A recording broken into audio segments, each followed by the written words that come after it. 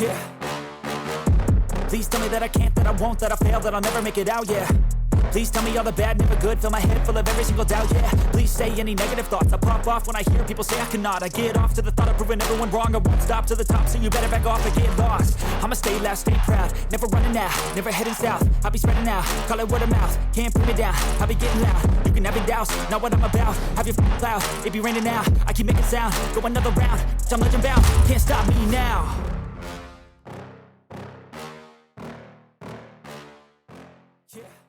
Good evening, BENXT Universe. Welcome back to BENXT and Pip Down. Hello, PlayStation Nation. Hello, PlayStation Nation. They're here. They're ready. Good evening. Happy Wednesday to you all. It's that time again. It's come round already. Here we go. It's BENXT time, my dudes. Ben, my dude. How are you? How was your day? It's good, thank you. It's Wednesday night and you know what that means. Ben Potter is best. All the love. Hope you're having an awesome day, my dude. Thank you, Stephen, for the bits. Welcome in, everybody. It is indeed BENXT time. Productive day for me. We're looking at about a 10 and a half hour day today. But Wednesdays are important. They're thick. They're wide. There's a lot of time in them. We cram as much in as we possibly can. Worst games ever for this Sunday, for next week, scheduled, ready to go. Hi, Pippa. You've interrupted my flow. Yeah, are you going to come and say hi? You are the champion. Come on, I got you. She's here. Do you have anything to say? Nothing to say. Nothing to say at all. Welcome in, everybody. Glad to have you here.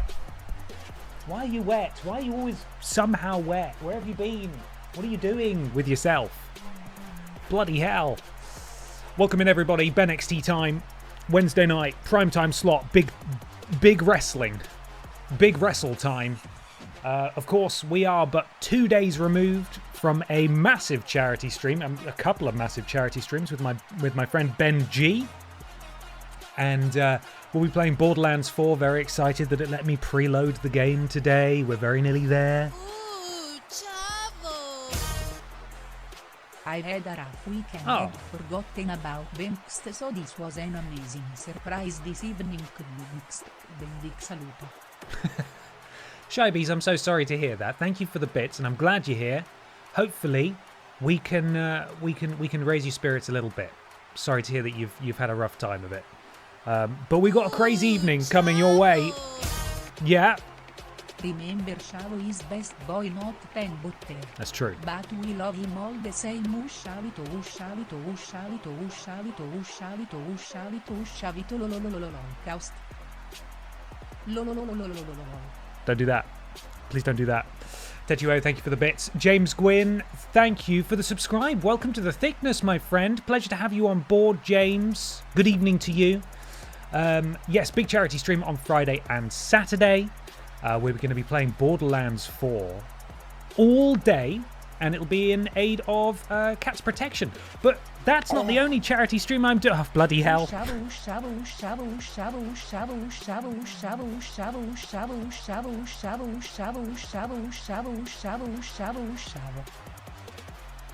thought there were more. Stephen, thank you for the bits as well. Chavo, indeed. That's not the only charity stream that I'm doing this week. Tomorrow morning, I'm playing Batman. We're going back to Arkham Asylum. In the evening, though, 6 p.m, our very own Moderator Supreme and Brian Butterfield Championship title championship champion.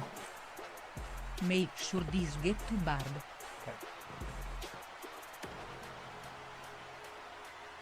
Did you get them? She'll get them later. I promise you, they will get to her. Thank you very much, James. Appreciate it.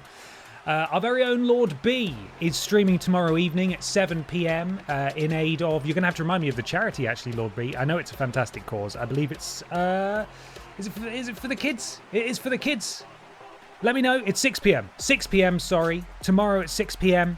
I'm going to be streaming with Lord B, raising money for...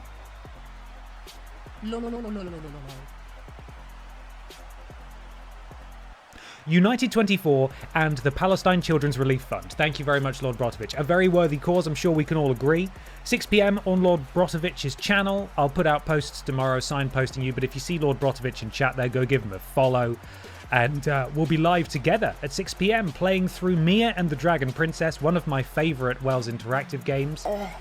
It'll be good fun, so do come along. United 24 and the Palestine Children's Relief Fund is best cause. It is the best cause, it is. Cats protection is, you know, it's also an important cause, but for very different reasons. But it's going to be a big week of charity fundraising. If you're in a position to donate, please do so. If not, enjoy the bloody ride. We're going to have a lot of fun. We're going to hang out, play all sorts of video games too. I don't know why I said all sorts. Mia and the Dragon Princess and Borderlands 4, that's it. But yeah, lots more coming your way this week, so do come along if you can. Welcome in, everyone. Stephen, thank you for gifting a sub to Cooley Wooly and also gifting 7 additional subs, Stephen. Is that a significant number? Let me just check. Have you done... Is that... I know you were near a milestone. 69 gifted subs. 69 gifted subs.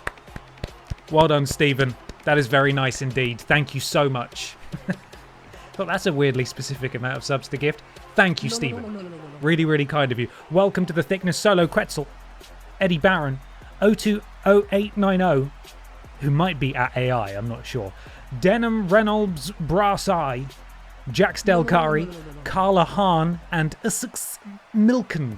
Welcome all of you. Thank you so much, Stephen. Congratulations on the milestone as well. Now, of course, where we left things... Cats protection is also a very worthy cause. It is. We must protect the cats. We must.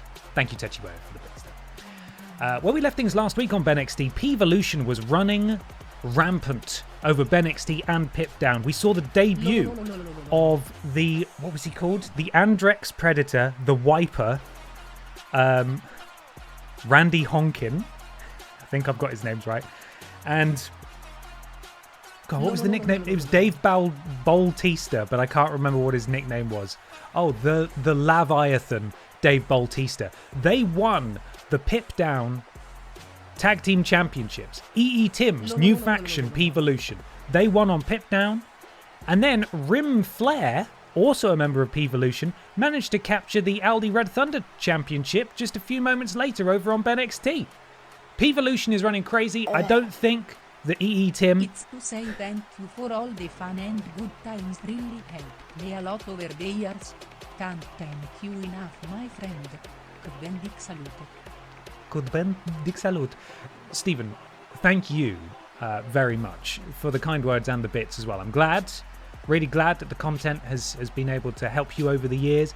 Quite frankly, it wouldn't have continued nearly as long without the support of people like yourself. So thank you very much in kind. Thank you. Now, Peevolution, right? I don't think they're done yet. EE Tim is, of course, the ringleader of Peevolution. He's got a tag team on Pip Down. He's got a tag team on BENXT, one half of which holds the Aldi Red Thunder Championship. It could well be that EE Tim looks to go for the big belt himself on BENXT, and I imagine he's given marching orders to Triple Flush and Flair to go after the tag belts on BENXT as well. We'll see what happens this week.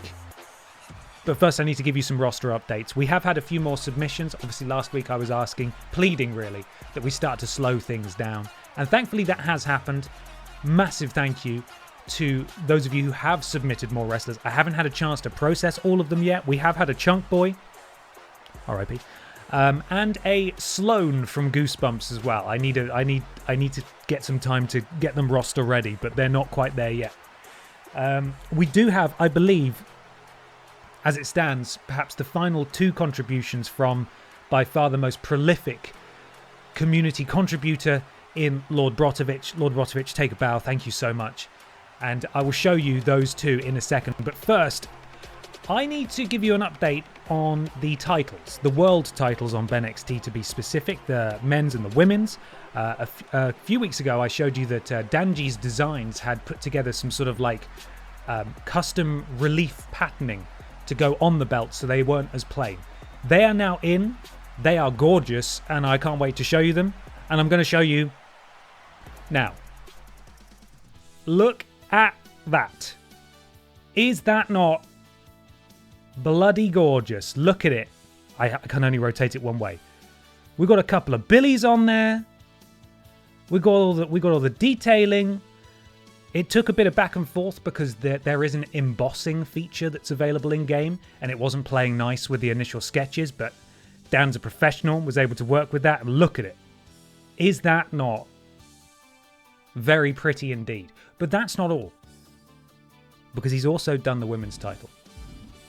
And I think it looks just as nice, if not, honestly, nicer with that white belt. Look at that. We've got a Miley Walrus on there. That is lovely. What a lovely looking title belt, if I do say so myself. Massive thank you to Danji's Designs! Exclamation mark down in the chat. He's got a command. There it is. Go check out his stuff. danjisdesigns.com. That's Danji with a J. DANJIS designs.com. He's also got a YouTube channel at Bound by Pixels if you want to go check him out. Dan's been doing amazing work for me, like from the very beginning. He's never asked for anything in return, despite me feeling very awkward and wanting to give him something in return. And I understand he's been doing stuff on the other TripleJump alumni channels as well. He's very talented and he's great. Go check out his shop if there's some stuff on there that you like the look of, and I'm sure there will be. Go give him some support if you can do. I bought a Spider-Man gift set off his store, which is really nice. It's a little Miles Morales. I say little, it sounds condescending. I don't mean it that way. It's a Miles Morales poster and some fantastic stickers as well that I have put on my computer. So there we are.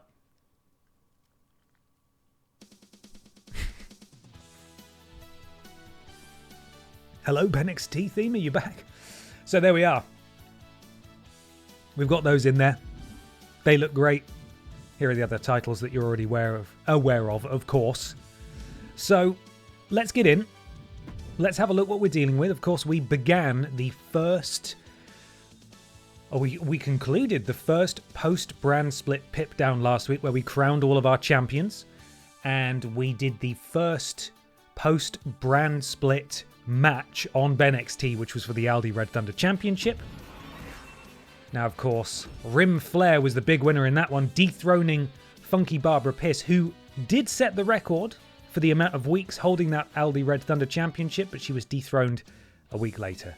So that's unfortunate for her. Okay, let's see what we've got. New roster members include... I'm trying to remember them. It is naturally...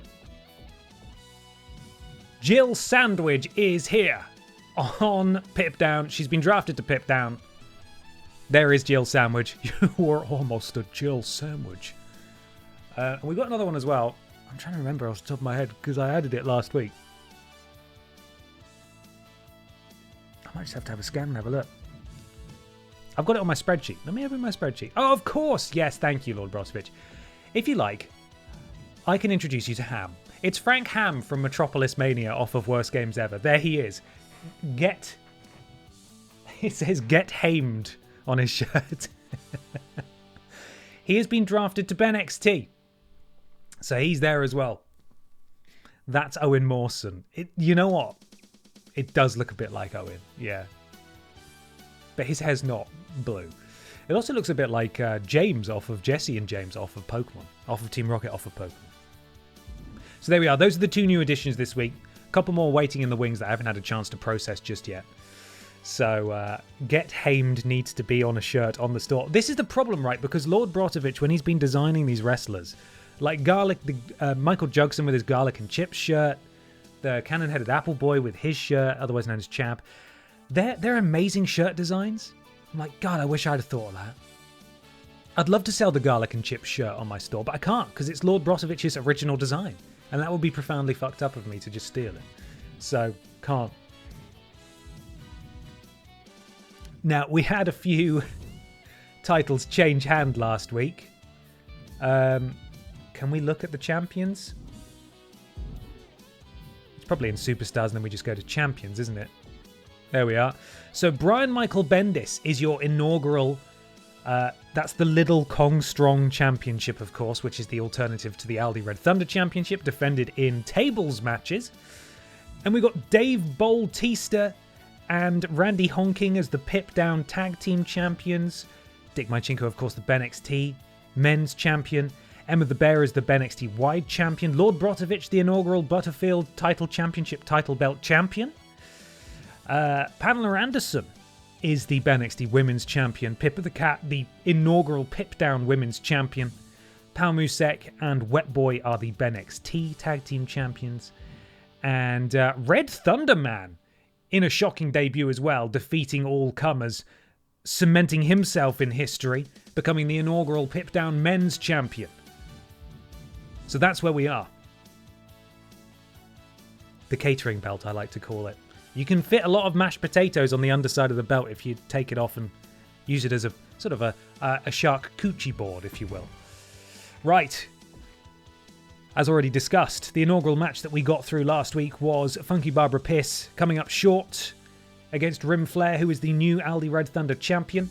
Next up, we have Pamela Anderson versus Miss This Legs in one-on-one action. Now, it's a rivalry one, it seems. I believe, do we have a trialing badger this evening? Mr. Predictions himself, or LB, are you okay to handle them? More than happy to lend a hand, if needs be. It'd be hilarious if Red Thunderman unmasked and it was Booker T. I don't think I've seen him do a spinneroonie yet. But you never know. You never know. Thank you, LB.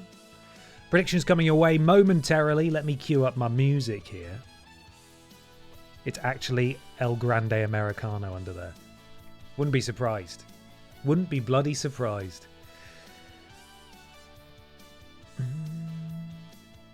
Pamela?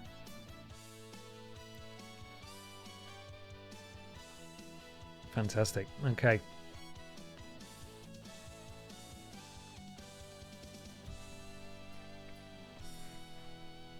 I went to school with Mo momentarily.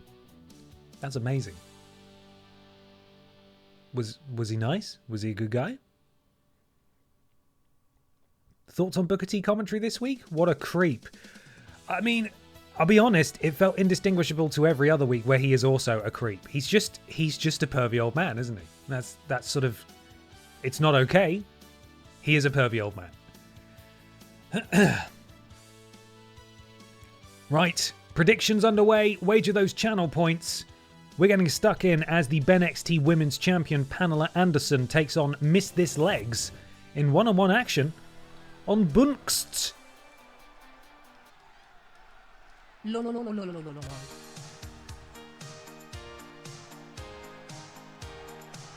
Unlucky Lovejoy, thank you so much for the resub. 4 months. Been a while since I've managed to catch a live stream. Excited to be back and caught up with BENXT. Hope you're well, Ben, and congratulations on the engagement. Thank you so much.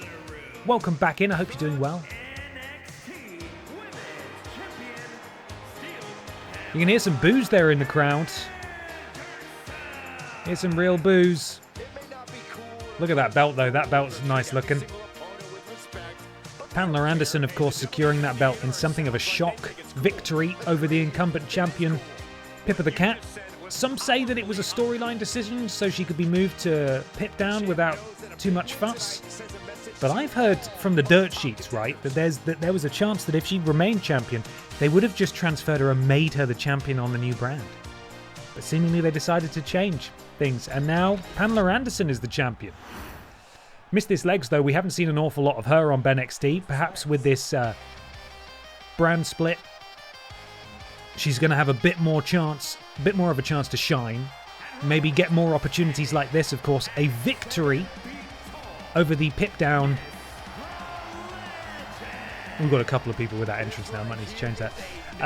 A victory over the BENXT Women's Champion would put her in good stead to potentially get a shot further down the line. But let's get things started, shall we? The champion's ready. This, of course, a non-title match. Championship will not change hands, but hey, a good showing against the champion is only a good thing. Look how tall Legs is. Unbelievable. Oh, what was that, sort of a Rough Rider? Zack Ryder-esque, or what's he called now? I always forget.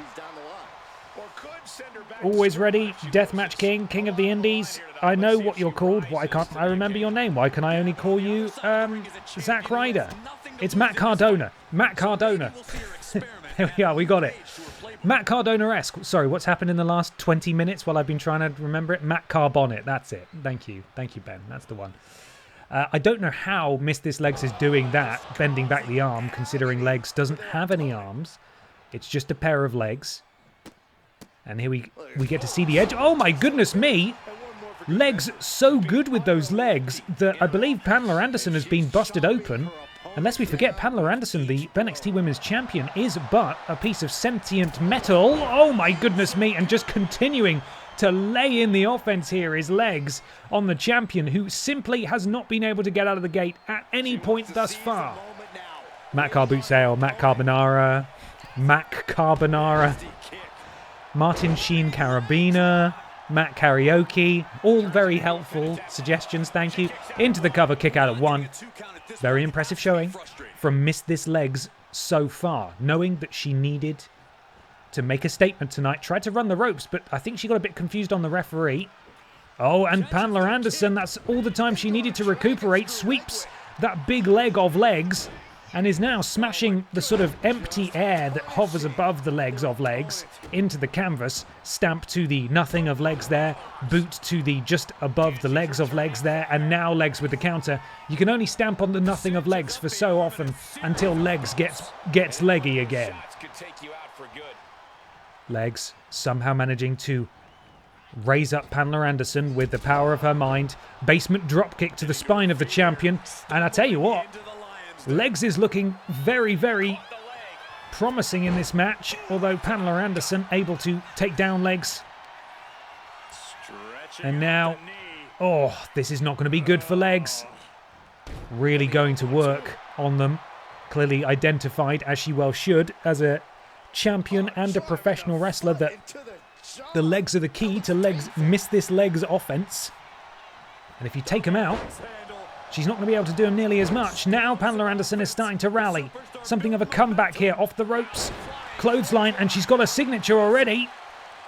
That is a mechanic in this game, by the way. If they get beaten down too often or too much, they can earn themselves a signature by successfully completing what's called a comeback move. Pamela Anderson with the counter, back in it here. Miss This Legs has a signature. So does Pamela. Legs, oh my god, Poison Rana to Pamela Anderson. Absolutely brutal looking move. Who is going to hit their significant moves first? I believe whoever gets through their signature and finisher. Oh my goodness me. The tremendous meaty weight of Miss This Legs crashing down on Pamela Anderson on the outside, and she is starting to feel confident now. Doesn't have any arms, of course, so I think I just saw some air move just above her. Pamela doing a good job of wrestling this t-shirt and nothing else. Absolutely impressive work. As, oh no, I believe Miss This Legs. Oh, that is very tough. I was going to say Miss This Legs showing her inexperience here, taunting while Pamela was on the outside, but I believe Pamela went for her signature. Miss This Legs countered it, which meant Pamela lost it. And then Miss This Legs went for her signature and Pamela countered that. These two are going back and forth. And although Pamela has definitely taken the worst of the punishment here, Miss This Legs has been extremely impressive. And now Pamela potentially costing herself an opportunity to get some offense in early. Was taunting. Gave Legs enough time to get back into the ring. Boot to the spine. Legs into the cover. Surely not off a boot to the spine. You can't win that way. That's just not acceptable. Kick out at 2. Legs. Pamela with the counter. Legs though too quickly. Oh my goodness me. Some impressive leg-based offense from Legs here. Oh, Pamela manages to scurry out of the way, but too slow getting to her feet. Legs able to continue the offense. Pamela Anderson really just doesn't have an answer for this leg-based offense of Legs. And now we see it again. Oh no! Just a glancing blow off the metallic dome of Pamela Anderson. I don't know how that didn't connect. But now Pamela's back in control. Legs has earned herself a finisher. Pamela's not far off it herself. Of course, it's not necessary that they get a signature first before getting a finisher. If they just wrestle for long enough, they earn a finisher. Springboard missile dropkick. Legs springing back to her feet. Didn't work though. Head scissors takedown from the champion, who now has her signature and her finisher. Legs in real trouble now. Beautiful swanton bomb from Pamela Anderson into the cover. This could be it. The champion could grab victory from the jaws of defeat, but Legs is still in this. Very close. And Pamela does still have that signature stored as well. But if Legs can get that finisher, it's lights out for the champion. Pamela now toying with Legs, slamming that sort of t-shirt area. Don't really know what's going on there. Double axe handle.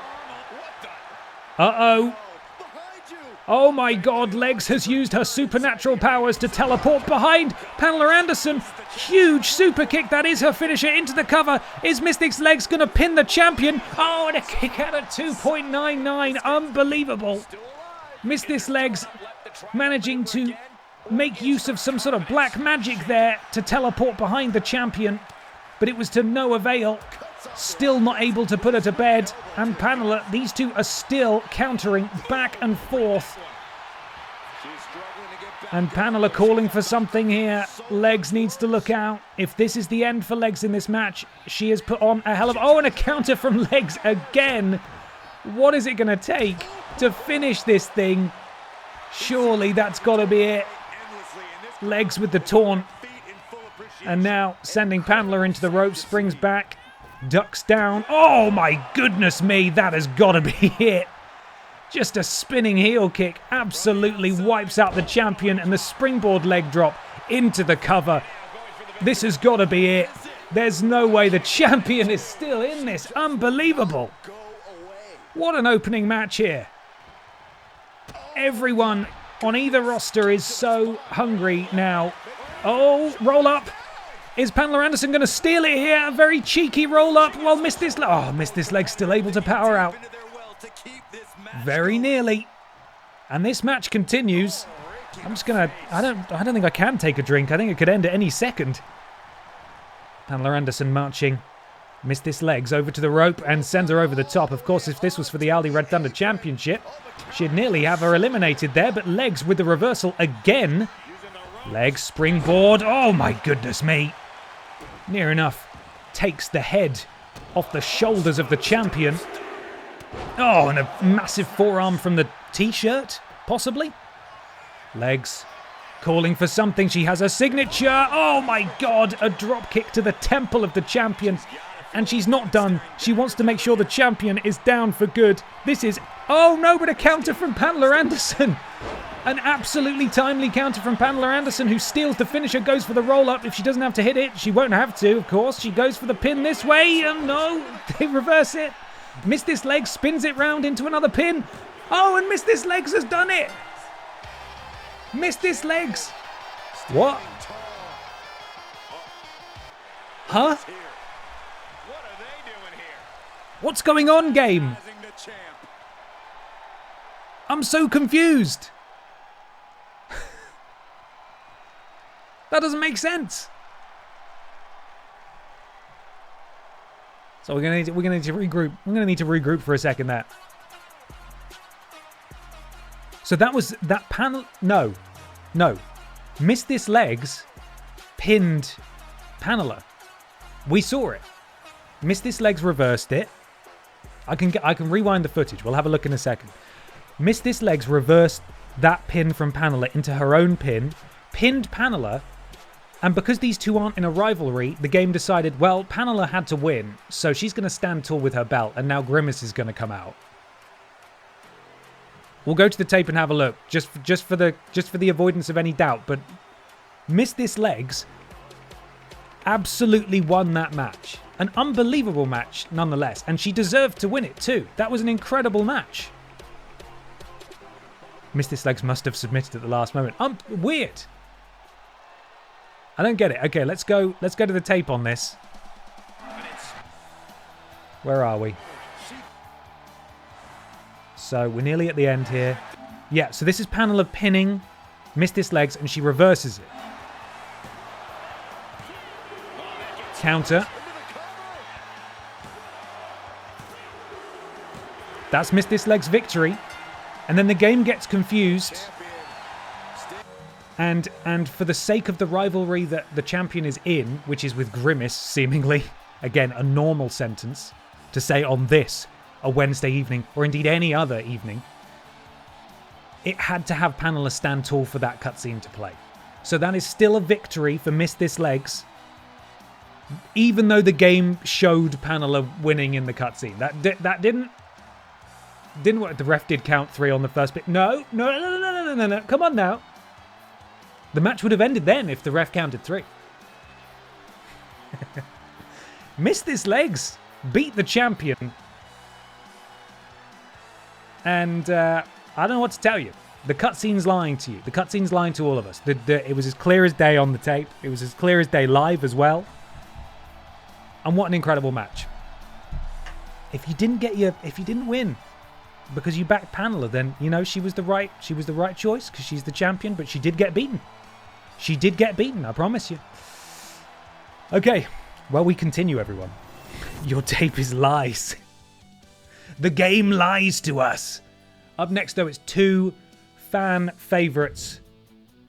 We've got Dick Mychinko, the BENXT men's champion, taking on Chavo Guerrero Jr., former Aldi Red Thunder champion Chavo Guerrero Jr.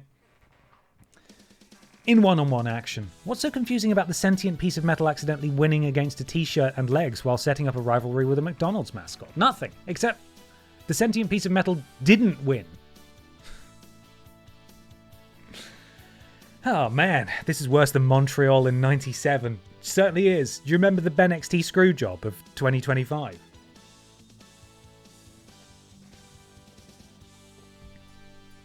The menu had missed this legs in green. There we go. The de facto winner. Predictions will be with you in just a second. Demo Dick goes toe-to-toe with Chavo. Or should I say Charlie Guillermo. In a matter of moments. Get those predictions in, my friends. Let's do this thing.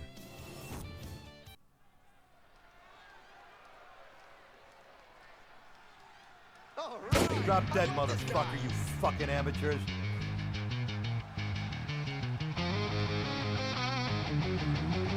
Chew on this, fuckhead.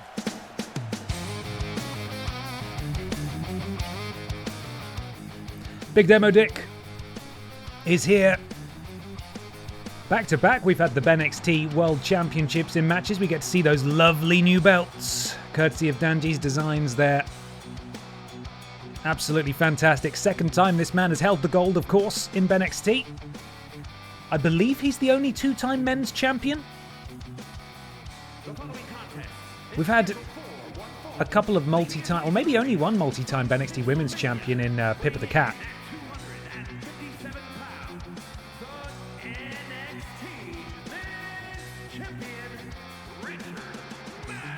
Richard Magnum. Let's turn it up for the end of this song, of course.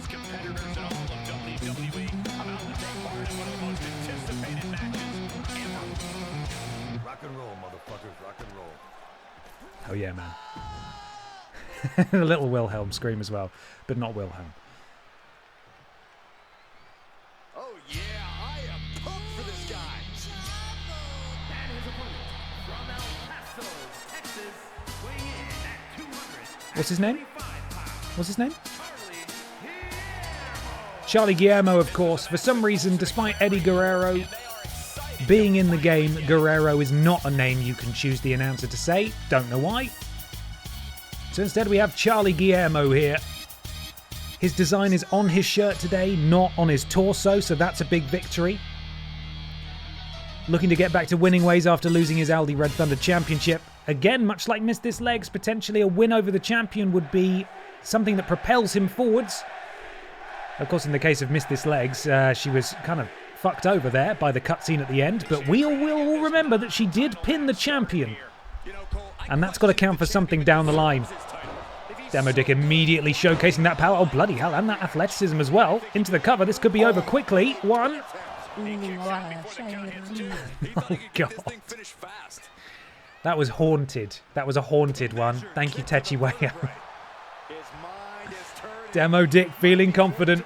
Beckoning Charlie back to his feet. Boot to the stomach. Into a powerbomb position. Hoists him up.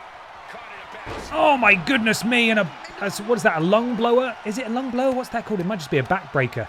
Can't remember what that's called. Let me know, everyone. It looked bloody painful, regardless. Demo Dick into a seated, leaning position. Stop tripping over your words, Ben. The move's already happened. It's next week now. Get over it. And again, the champion just looking so confident. Knee strikes, big forearms. Lifting Chavo around like he's a child. Beautiful Michinoku driver there. And what's he doing now? Demo Dick up to the top rope, beckoning. Lumbar check, thank you. That sounds right. Oh my goodness me. Leaping phenomenal forearm, in a sense, from the top rope. Now again, just going to work. Just the champion dissecting Chavo Guerrero. I'm moving out of the way so you can see how hurt he is. Oh, just bouncing his face off the floor like a basketball. Beautiful again. Springboard. Moonsault. Yes, springboard moonsault. Oh my goodness me. Charlie is stunned. We're going for the war crime knee. I think this could be over really quickly. Chavo's busted open. Demo Dick has not even been touched in this match. And that is absolutely ridiculous. I don't think we've seen a win like that happen on BENXT at any point. We've had squashes before, but that was just obscene. Charlie did not get anything in at all. BENXT champion for a reason, I suppose you could say. And the replay tells the story. It's just wall-to-wall Chavo being punched in the face. Into the war crime knee there. Busts open Chavo Guerrero. Blood coming out of the forehead.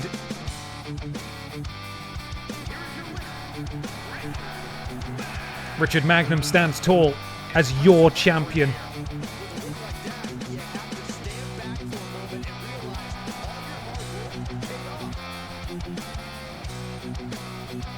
Great job, Richard Magnum. Average, say the crowd.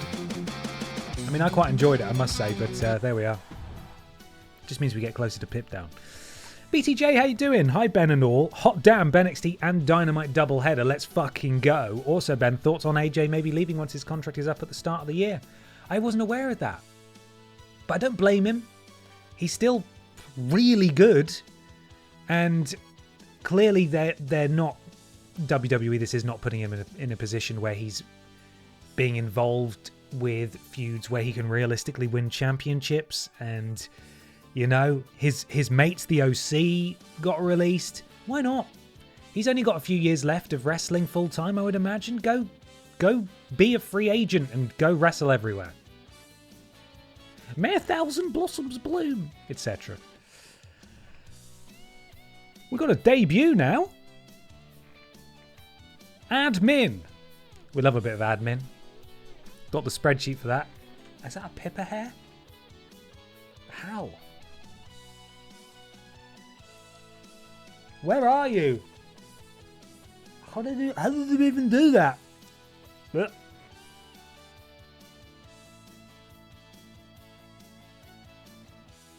it's a Pippa hair. What the hell, man? Come on. Stop it.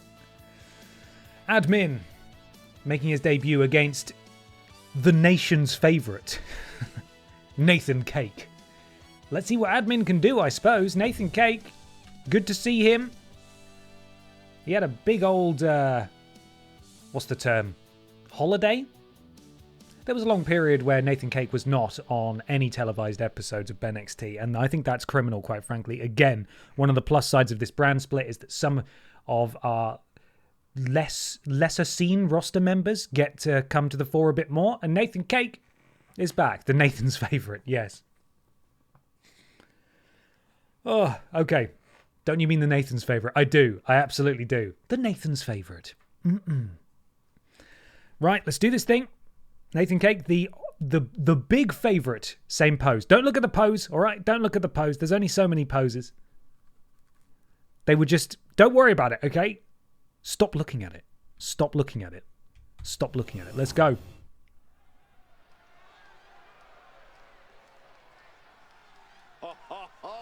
Are you guys ready?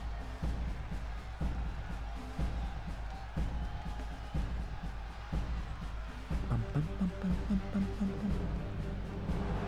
following contest is scheduled for one fall. Making his way to the ring from Boston,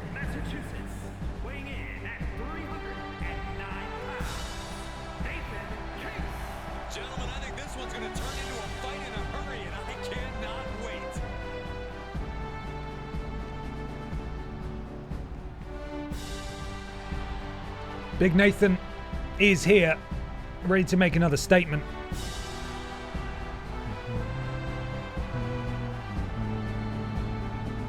The look of focus and determination on his face. He wants to show the world that he can compete on this high level. Go on, Nathan. I mean, sorry, I'm unbiased. We've got a debut now. Admin is here. To see something good. He's got his backpack full of documents there. I don't know the way it bends with him. That's weird, man. He's got his headphones on, so he can't be distracted. Eyeglasses, so he can read. Yellow tie, because it's his favourite, and it goes with his backpack.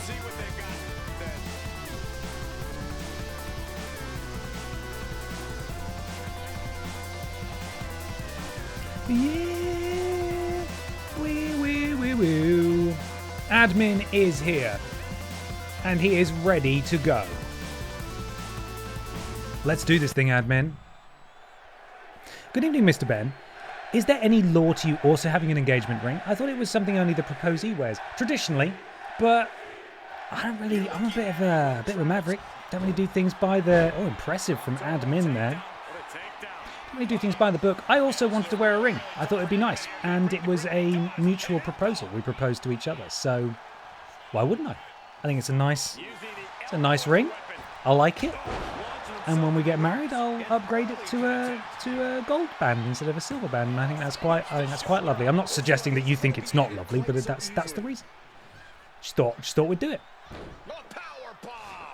I work in a public library, and I am late to stream because I just spent the last hour of my shift and then half an hour past closing talking a customer down. Oh my goodness me! Sorry, I'm not going to finish reading that message out. I'm so sorry to hear that.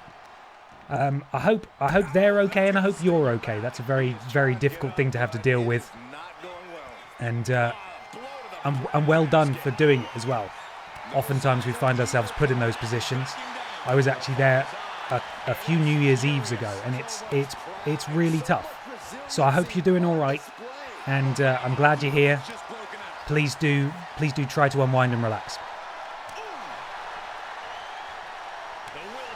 We've got a chop fest being exchanged back and forth here between the debuting Admin and the Titan of BENXT. I've decided to call him that. It's not actually as good. Nathan Cake, and look at them. They're Sami Zayning and Kevin Owensing each other.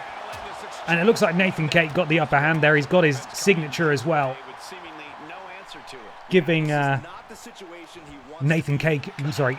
a warm BENXT welcome. Admin with the counter though. Big European uppercut from Admin. Springboard. Oh, springboard stunner. Cutter, sorry. Beautiful from Admin. Some very impressive wrestling here in the debut from Admin. Love the moveset he's got on him. He's clearly been studying. He's got his spreadsheet. Much like I've been trying very hard with my Pokemon streams. He's got a spreadsheet tab for every single one. Oh, beautiful. Look at this submission. Nathan Cake able to escape, though. He's got a Excel spreadsheet tab for every single wrestler in BENXT, so he knows Nathan Cake, do this move on him. It will go well. Beautiful. Into the cover goes Nathan Cake. Is that going to be enough? Just off the suplex kick out at 1. Nathan's got his signature, though. And what can Nathan do? Perhaps going for it here. No, clubbing blow to the upper back of Admin. Admin joining a large group of wrestlers to wear a suit in the ring in BENXT and pip down. A weird number, in fact.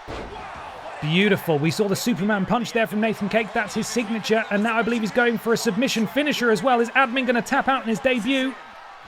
This would be a bad way to debut for Admin.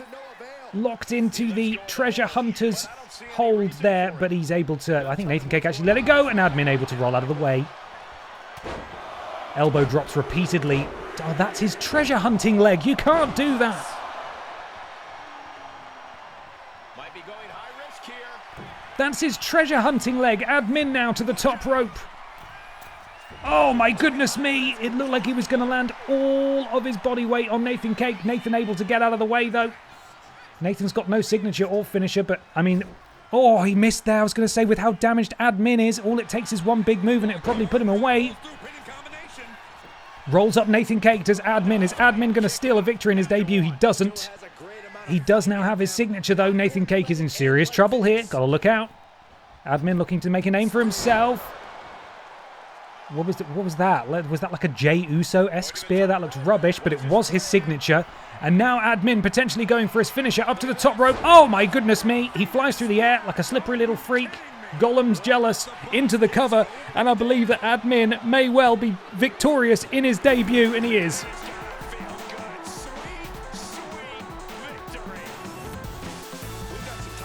I really thought Nathan Cake had that one in the bag.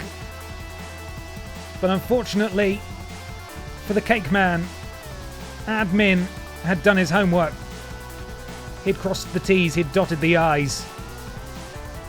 He'd sorted his spreadsheet cells by A to Z, as only professionals do in certain disciplines. It's not helpful when you're sorting by months, for example. And he comes out on top in his debut. Nathan Cake, I mean, that was a crap spear, to be fair. That was rubbish. But a very impressive finishing maneuver from Admin, who is victorious here. In the first ever match, you can see he's wearing the scars of battle on his face. He's been quite roughed up by the Cake Man. Welcome to BENXT, Admin. And we go to our main event. Can't say I understand it, but we'll see what happens. It's Zombie Cheggers versus Funky Barbara Pierce. Barbara Pierce fresh off losing her LD Red Thunder Championship in the first match of the night, no less. She's having to do an awful lot, bless her. Tough night at the office for her. Babs has fought many zombies. That is true. She has previous. 0 for 3 so far tonight. You know what that means. Go all in. C. Bennett, no. No. Gamble responsibly, even if it's fictitious. Gamble responsibly.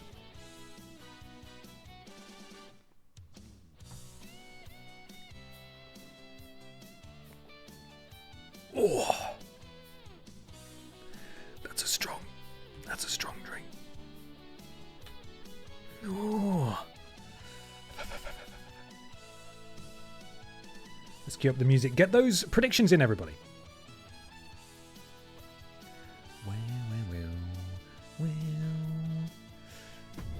What? There seems to be some sort of rivalry potentially brewing here. Not sure if it's between these two or someone else, but we will find out. Zombie Cheggers takes on Funky Barbara Pierce one-on-one right now.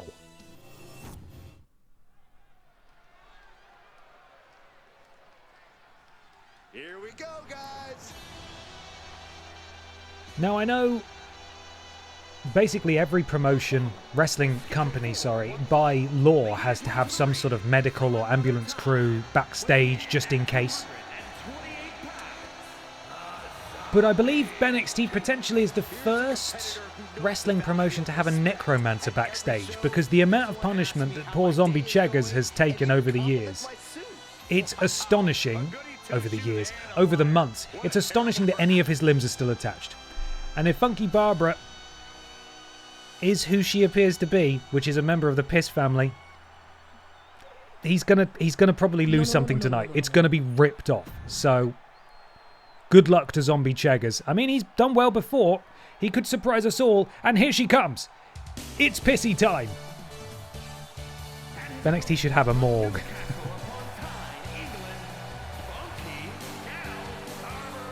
Here she comes. And guys, this looks to be a match with major implications here in WWE. Could change the entire... Give us that slide into the ring, Barbara. Show us what we want to see. Here she comes. She is beauty, she is grace. She slides in on her face. It's Barbara Pierce. Barbara Pierce. You wouldn't know she lost a title earlier tonight. Poise and grace. The picture of it is Funky Barbara. Still a few members of the Piss family on this roster, but a lot of them got drafted to Pip down. So, while not alone as such, she doesn't have the backup she once did. Sleeps with Scissors. Thank you so much for the resub. 2 months. I can only assume that's because you like to cut out the things from the paper, like the snowmen holding hands or whatever, or the dolls, the people holding hands. Is that it? I assume that's it. Thank you, sir. Barbara into an early cover there. Repeated boots to the chest of Zombie Cheggers. Basically put her whole foot through his rotted torso. It's a horrible image. I apologise. Barbara looking impressive so far. Zombie Cheggers already hurt by the big piss monster. Barbara beckoning for something. What could it be? On the top rope, decides to jump down instead. Absolutely missed. Huge misdirect there from Barbara. Goes for the neck breaker instead. Got to keep him guessing. Got to keep him guessing. Referee giving us a great view of the action as always. Counter from Zombie Cheggers. His arm nearly came out of its socket with that elbow to the midsection of the Queen of Pissy Time. And now Barbara just a little bit faster with that strike as they were about to trade blows there. Barbara going to the top rope. Is she going to do it again? Oh no! Oh no! She had loads of time to react to Zombie Cheggers getting out of the ring, but still managed to execute and took out that meddlesome referee no less as well. Thankfully, though, the ref back to his feet. He's fine. He's going to be okay. Zombie Cheggers, if he wanted to take advantage and grab a weapon from under the ring, he has not been able to do it. Oh no! Zombie Cheggers trying to squeeze the life out of Barbara Pierce. Oh, I thought she was turning around to attack the referee again. Leave it, Barbara, leave him alone. Stop it. Barbie up top. Oh, it's the Sparkle Splash. Beautiful pinpoint precision there from Barbara Pierce. The Sparkle Splash, only a count of one. Zombie Cheggers not making that maneuver look very strong at all. But Barbara has more in the tank. She's got her finisher stored. Unfortunately, I think if he hit her there, his hand would fly off. Barbara still laying in the heavy artillery here. Big boot drops the zombie. She's got a finisher stored. She's taking her time, though. We saw this actually with... who was it the other day? It was another member of the Piss family. It might have been Commander Piss last week. Who spent all her time... Oh, I think it was Biker Barbara Piss. Spent all her time showing off and just victimizing her opponents when she could have won the match 10 times over. Barbara from the top rope.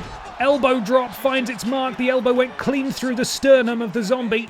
Basically touched the canvas on the other side. And she's won off a bloody elbow drop. She has won off an elbow drop. Not even her finisher. Barbara didn't even need to do it. It's a shame that someone had to be the loser here tonight.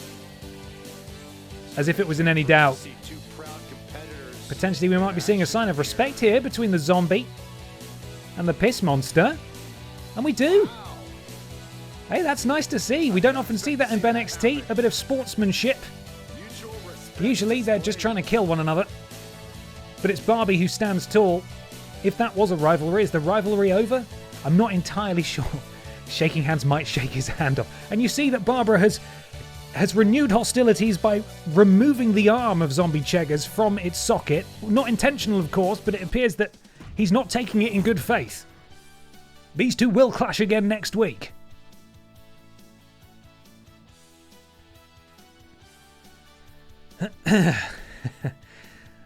I'm on an insane streak, predicted absolutely everything wrong today. That's your fault for betting against Babs. I mean, it's Funky Barbara Piss. If we were talking the first 3 months of BENXT, you would be correct in betting against her because she lost everything. But now? I don't know. Speaking of which, actually, before we go to the next week of BENXT, we a fun little quirk, of course, of the single-use championships, that being the Aldi Red Thunder and Little Kong Strong championships, as I've talked about in previous streams, is that once you become the champion, you are entered into the division for that championship. Even though there is no division for that championship because it's decided by a wheel. So I need to manually re-add them back to where they're meant to be. So Funky Barbara Piss needs to be re-added back. Glad I remembered. I didn't do it last week. Re-added back into the division she's meant to be in, because if I've got this right, yeah, she's the #1 contender for that championship, which she shouldn't be. You need to get out of there. If you're called by the wheel, you can be allowed to do it. I think she's in the World Championship picture. Let's do a bit of admin. She is, yes. She's in the world title picture. The annoying thing is, it's a little bit like being called up for national duty in football. Except slightly different, in that when I re-add her, there's a good chance she might be right at the bottom of the pile. So, you could be a contender, like EE Tim, for example, third in contention for the BENXT Men's Championship. If he gets called by the wheel and he wins the Aldi Red Thunder Championship, he's removed from this division and then gets re-added potentially at the bottom. So it's a bit of a poison chalice as such. Funky Barbara is in there. You know what? She shot right to the top. That doesn't seem right. And also, Miss This Leg should be going up the rankings. I'm making that call. She goes up to there because Grimace is in a thing. You can go down there, Barbara. There we are. That seems right. We all okay with that? We all okay with what I just did? That feels right to me. Would love to see some Jugson. Which brand is Jugson on these days? Let's find out. Where did he get drafted? Michael Jugson is in the BENXT World Championship picture. That's where he is. Of course, you will have just seen him there, I suppose. Let's move on to Pip Down. Now, we will be putting in a Little Kong Strong Championship, of course. So we need to find a match to cut from this week. Oh! Looks like potentially Ben and Peter are going straight after the Pip Down Tag Team Champions. Brian Michael Bendis takes on Leon S. Kennedy. Red Thunder Man and Disco Gary go at it. Simon Miller and Rules Boss trade blows. And in the main event, Jill Sandwich and Piss Stratus have a promo. I think we're going to cut Brian Michael Bendis' match, as much as I love Leon Kennedy, because Brian Michael Bendis is the Little Kong Strong champion and he needs to defend his title this week. So that's where that's going to go. Having never drunk it, I am sure Aldi Red Thunder is also a poison chalice, but I live close to the first ever Aldi, so I am somewhat of an expert. But you've never drunk it. Man, you need to get in there. Get in there. Jill and Leon should either be a tag team or have a rivalry. You're absolutely right. We've also got the T-Virus running around as well. Something needs to happen with those three.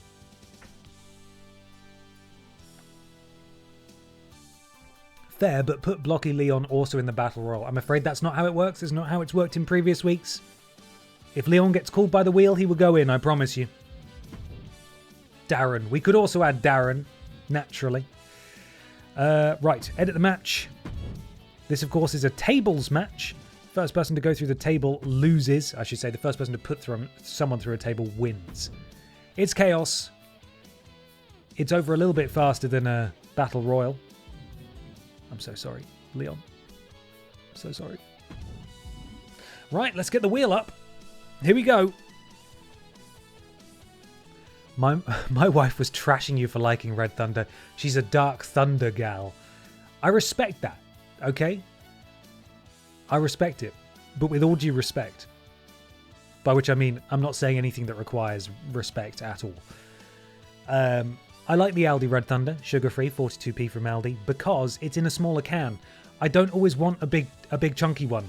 Red Thunder is their Red Bull rip-off. Dark Thunder is their Monster rip-off, and I don't necessarily want a full Monster every time, you know? Sometimes it's a bit too much. A bit too much. I just want a little can. Wheel. Wheel. Wheel. Let's go.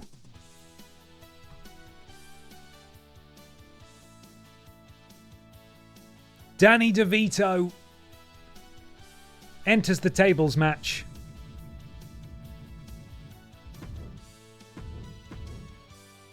Who's next?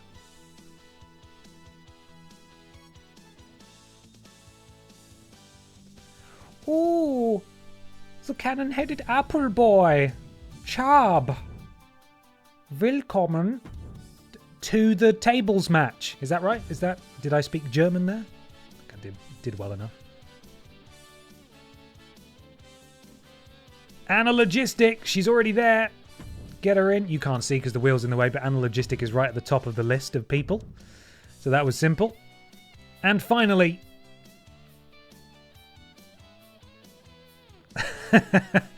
It's Jeff Keighley. Whoa! Oh, you can't hear that. There are sound effects for the wheel because it's a web browser based one that only I can hear. It had a sound effect that played someone just cheering. They had a great time. The wheel is off. I've remembered to turn the wheel off. It's Jeff time. Now, of course, most of Jeff's entrance music is him praising Hideo Kojima, but I feel like that's very in keeping for him. Right, the championship's on the line. Okay, we're good. And that's what our card looks like. Full Jeff. I don't have full Jeff on this one. No, I don't have full Jeff of it. No, okay. I've got different, as they call them in OBS, scene collections. And one of them is my reactions ones, which has full Jeff. And that's not on the BENXT one. So we can't do full Jeff. I'm really sorry. I'm sorry. Firstly, though, Peter Austin takes on Dave Bautista in rivalry action with Ben Potter in his corner.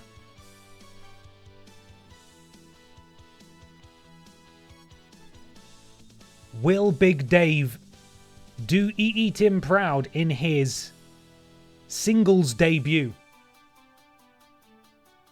It's up to you to decide. Actually, it's not. It's up for you to guess and wager channel points as to who you think's going to win, and you can do that right now. Jeff's in the chat for full Jeff. We need wide Jeff. Okay, well we can do a wide Jeff for sure. It really wouldn't be that much work for me to do full Jeff. Let me get him. I know where he is. He's in this folder. You get to witness it in real time though, because I've got to stretch him out. What? Because I've got to manually make him wide. Here we go. So we start up here, of course, and then we drag him down until he's. So that's full. No, we can get fuller. You know what? We can actually get fuller than that. Let's get fuller than that. That's full Jeff as we know it. Now, if we're getting wide, I'm going to need to really drag him across both of my monitors. There we go. So I'm just putting him into position here. Bear with me. Right, full Jeff is officially built in. We are prepared for full Jeff. We're prepared for full Jeff. We're for wide Jeff. Full wide Jeff. Okay, here we go. 45 seconds left on your predictions. Get them in now. Can I stop the music in time? No, not quite. There we are. Let's go. And here comes one of my favorites.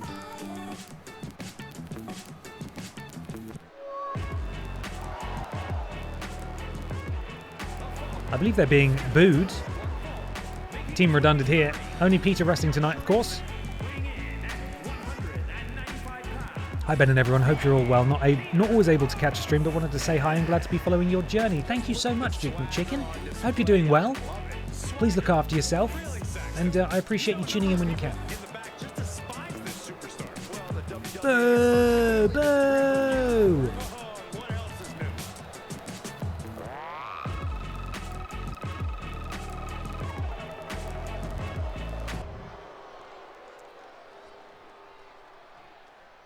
And of course, the man from EE Tim's faction, Peevolution. Big Dave Bautista, the Laviathan.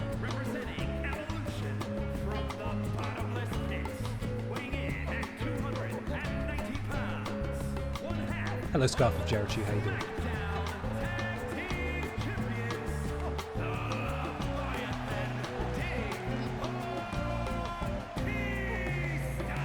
Big Dave Bautista there, rocking the Pip Down Tag Team Championship that appears to have its side plates levitating off the side of the belt, which doesn't seem quite right.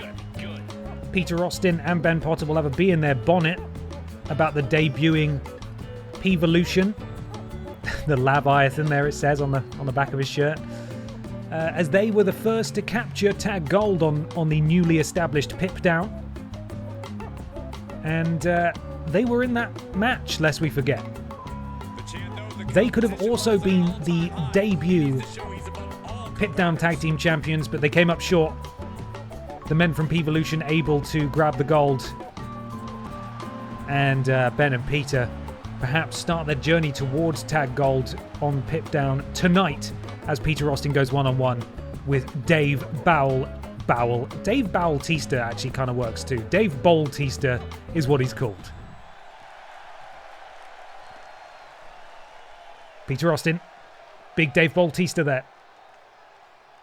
Now, Peter, of course, needs to be aware of the power game of the Leviathan, and equally, Dave needs to beware of Peter's speed.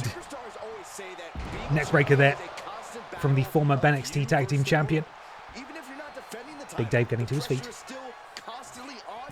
Peter, springboard, head scissors takedown, beautiful stuff.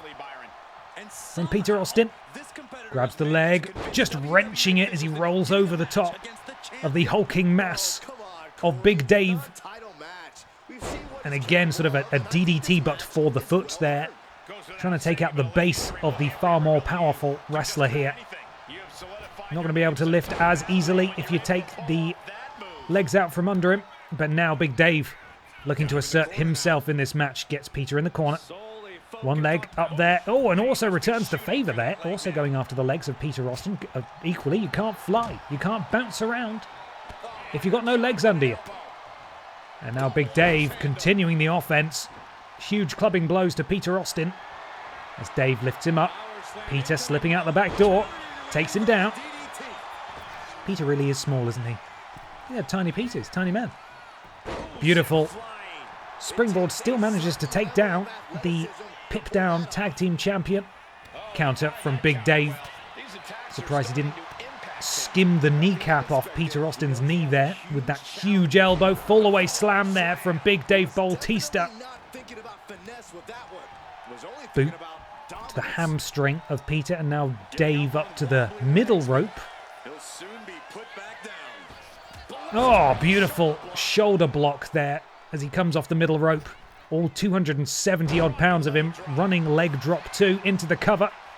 Dave looking to secure an early victory here, potentially. Only a count of 1 though. Peter knows all about legs and how to identify them. He does, doesn't he? Is this legs? Just slamming the head of Peter Austin into the canvas now. His Big Dave elbow drop, adding insult to injury. And again. And again. And a stamp to the back of the arm of Peter Austin. Dave putting in a lot of offense here. Getting close to that signature, but so too is Peter Austin. They're sort of neck and neck in that regard, but Dave is yet to take any damage to his little avatar icon in the bottom right. Just continuing here, and now Peter with the counter. Punch to the midsection. Need to get back into the ring before the count of 10. Oh, and Dave sent face first into that ring post. He's got the protective headwear and eye mask and mouth covering. But of course, that's not going to stop steel from smashing into your face. Dave needs to get back in the ring now. Count of 10. We're back in. Everything's fine. Peter taking too long. Taunting in the corner. Dave makes him pay for it. Oh, and a counter from Peter. Saw him running from a mile away. Peter's got his signature. Counter from Dave. Lucky for Peter, he wasn't going for his signature there because Dave would have countered it. Peter uses some of his... Oh, no! Dave misses. I was going to say Peter used some of his signature there to spring back to his feet. Dave went for his signature, missed. And now Peter's successfully executed a comeback move, so Peter has his signature. Dave PP Easter is very good. Oh, and Dave able to counter that. Big Dave Bautista very impressive in this match. Oh, and Peter with the counter of Dave's signature, which appeared to be the spear there. And these guys are still going neck and neck here. Dave closer to his finisher than Peter is. Peter, beautiful, big springboard moonsault into the cover. Dave kick out of 1 despite being stunned. You cannot take this man lightly. Singles debut against Peter Austin, who has been highly successful in the past in both tag team and singles competition. Dave rolls out of the way, gingerly getting back to his feet. Huge boot across the face of Peter Austin. Peter with the counter kicks Dave away. Peter now, beautiful leg lariat, square on the mush of the much taller man. And Peter now sends Dave tumbling to the outside. Peter with his signature again. Dave within a fingertips grasp of getting his finisher. What's Peter looking to do here? All the way to the outside, maybe. Oh my God, he does this well. That's insane. That was not nearly impactful enough to have bothered doing it from the top rope, but he did it anyway. Peter with a signature and a finisher now. Dave is in trouble. He is quite hurt now. Peter executing his signature on the outside. And now Peter has 2 finishers. Dave doesn't even have one. I think he's going for one on the outside as Peter. Beautiful. We've seen him do that before to great effect. And Dave is absolutely cooked, surely, at this point. Peter still has a finisher. Dave does not. I think Peter's going to try and win it by count out. That's very disappointing if true. Dave starting to stir. He's got till a count of 10 to get back in the ring. And he does it. He just does it, but Peter's waiting. Peter sends Dave into the corner. Peter now. Kick to the face. I think he's going to do something really silly. Oh, a bottom rope moonsault. Middle rope moonsault. I think he's going for one more. This is a top rope moonsault from Peter. 3 moonsaults in a row into the cover. And thank you for coming, Big Dave Batista.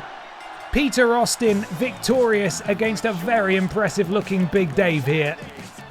Oh, hang on a second. Hang on a second. It appears Ben and Peter have snapped. Oh, and here's Randy Honking. Randy Honking has come out for the save. Coming to save his pip-down tag team partner. Big Dave unsuccessful in this match, but EE Tim and the men of Peevolution, they stick together. We've not seen this side of Peter Austin and Ben Potter before, quite frankly, and I'm not sure I like it. Peter, despite being victorious, grabbing a chair from under the ring, looking to deal more damage to one half of the pip-down tag team champions. But thankfully, fellow tag champ Randy Honking, the Wiper, out to make the save. But momentum very much in the favour of Ben and Peter in this rivalry so far. B&P going rogue. Is this heels? I think it might be. I think that was a heel turn there. I've not won a single bet this evening, and the one I would have won, I missed betting on. But I'm sorry. The night's still young though. We've still got 1 hour and 45 minutes of BENXT to go. Still plenty of matches you can bet on.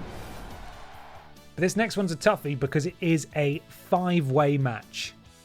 Which of course, as always, will not be displayed on the screen, but will be displayed in the chat.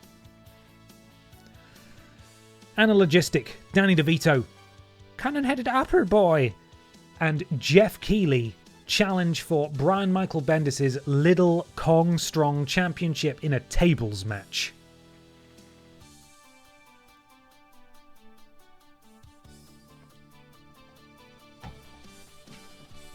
I'm going to lose my bloody voice by the end of tonight. I tell you what, the matches so far have been pretty good. Gravy Bay what? BENXT Gravy Bay what? I mean, there was, of course, the squash match with Demo Dick, but even that was kind of impressive in its own right. At least he's a champion. At least that match had no consequence. You know, they're not in a rivalry or anything.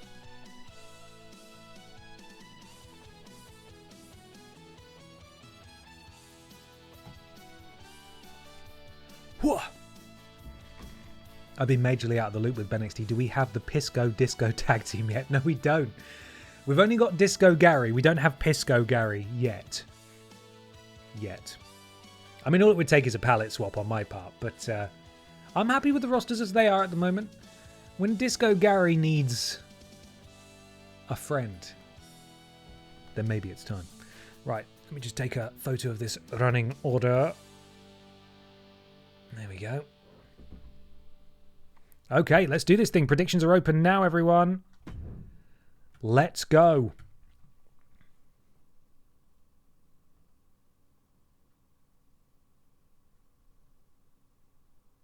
Okay, we're ready.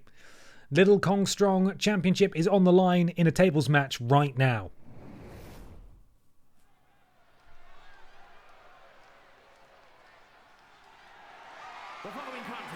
is a fatal 5-way tables match and is for the Lucha Libre Stampede Total Championship. Sounds a bit like Lidl, doesn't it? No? It doesn't? Okay, I tried.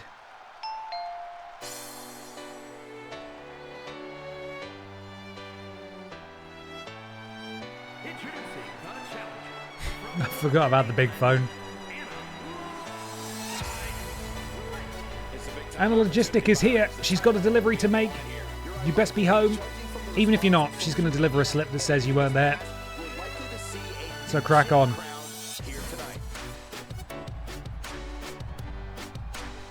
Who's the favourite so far?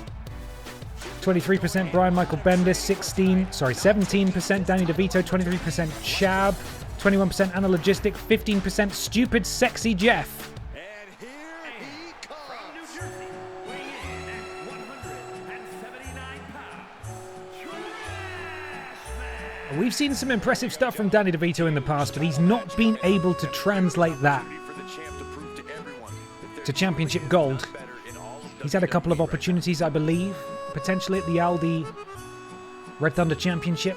Hasn't been able to connect the dots as yet. opportunity, and that's what we're winning the title tonight. Tonight could be the night. Tonight could be his night.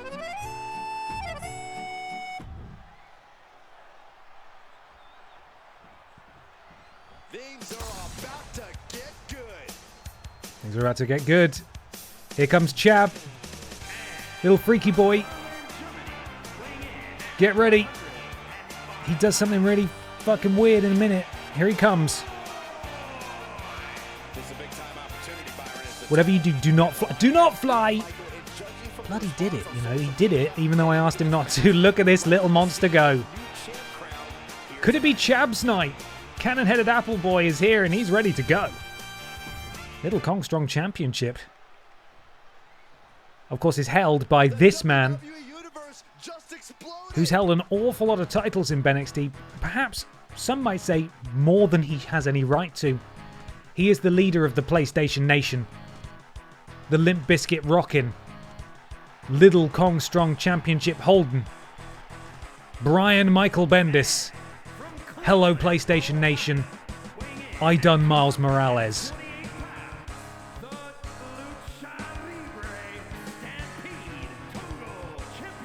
I like how the camera panned through the wall there a minute ago. That was good. the champ's chances here tonight. I love him. I'm not like everybody else, Cole. It seems like everybody's ready to write the champ's demise, but not me. He made history.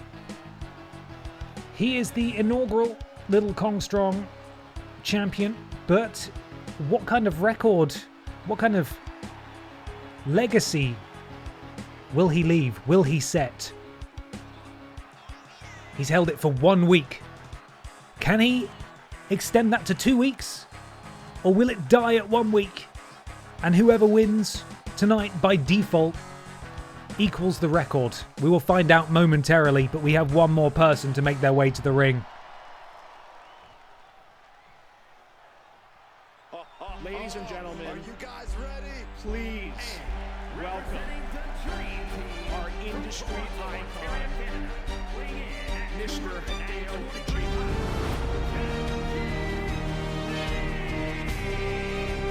Remember, guys, the title's on the line here in this one. And I don't remember the last time the champ was in this much jeopardy. Cole, tonight might just be the night the title changes hands.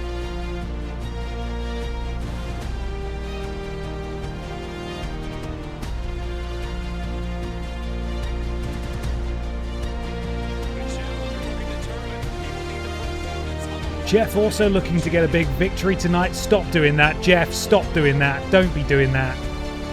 Don't be gyrating. Thank you, Jeff. I don't want to see it. Don't want to see it. That's enough from you. Stop it. Here's what they're all fighting for. The...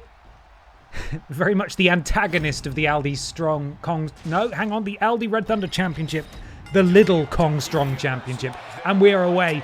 Of course, the rules of this match. First person to put somebody else through a table wins.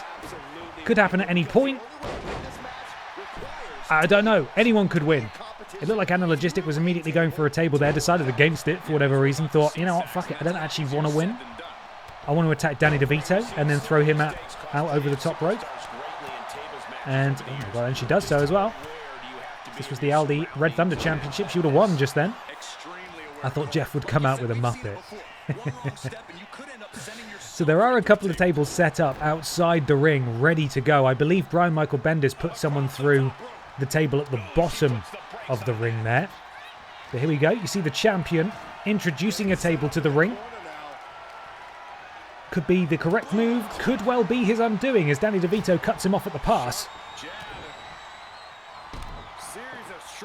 And it's Chab who picks up the table. Is he going to set it up or use it as a weapon? Danny DeVito again decides, no, you don't get to hold the table. I don't want you to hold the table. As Jeff Keighley sends Danny into the corner and Brian Michael Bendis cuts him off. This is the problem with a 5-person match. Uneven, of course. They are unable to pair off, as it were, as they would normally do in an Aldi Red Thunder Championship Battle Royal, which is 6 people. Don't know if I have to explain even and odd numbers to you, but I hope it's self-explanatory. I'm sorry if I'm sounding condescending. And BMB looked like he was going for the worm there. Brave move. No point. There goes Brian. Danny now turning his attention to Anna. Big right hand nearly takes her hat off. Oh, and cut off again at the pass, this time by Jeff Keighley, who, I tell you what, is quite tall, isn't he, Jeff? Brian Michael Bendis jumps into the ring, gets in the way. That table is at a weird angle. Is it weird enough angle that someone could be put through it accidentally? I'm willing to say yes, this game is buggy enough. That's kind of the reason I think tables matches are quite fun. And Analogistic finally able to explain to Danny DeVito this is what a table's for as she clonks him on the head with it. Oh, I thought Jeff was about to accidentally put Anna through it. Jeff could have won right there. This is dangerous now. A table is set up inside the ring. Someone could be put through it at any moment accidentally. Jeff is maybe going to do it. No one's stopping him. And Jeff Keighley, full Jeff, has gone full Jeff. And he has won the Little Kong Strong Championship in his singles debut. Big Jeffrey has done it. We get to go wide again. As Jeff surely is recognized by his senpai now.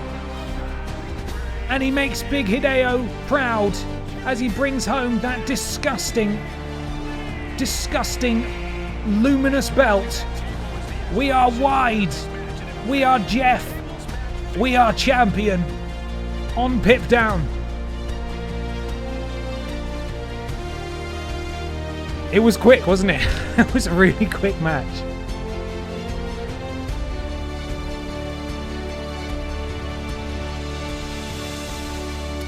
The big Jeff in the chat there from Addy. Thank you, Addy. Full Jeff has been achieved as Jeff Keighley wins the Little Kong Strong Championship, ending Brian Michael Bendis' 7-day reign. Quite frankly, this championship may be even more volatile than the Aldi Red Thunder Championship. At least some people were able to hold on to it for more than a couple of weeks. I have a feeling this one will probably change hands every 7 days. But we'll find out. We'll see what happens next week, won't we? Well done, Jeff. I love you, Jeff.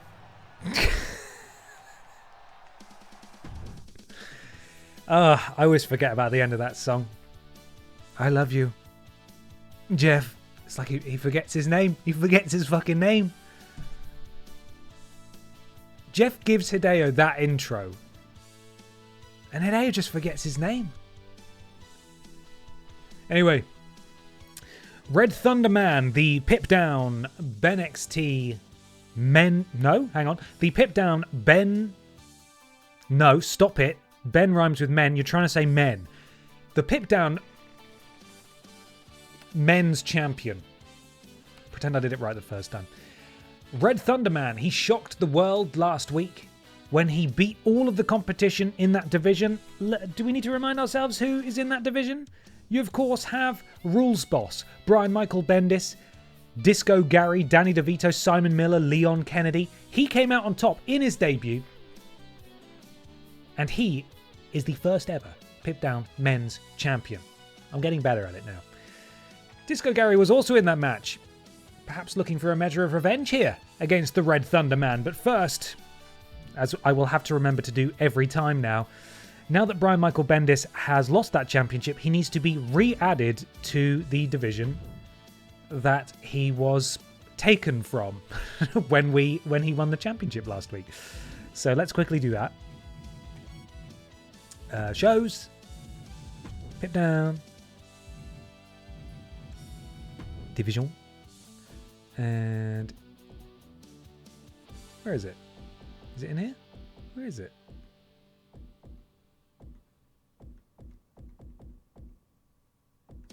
Huh? Okay, weirdly the title doesn't have a division on this show. Which makes my life easier, question mark, because Brian Michael Bendis is still in here. Maybe it's because he was the first one to win it. But Jeff Keighley is the champion now. Is a Jeff and Hideo still in here?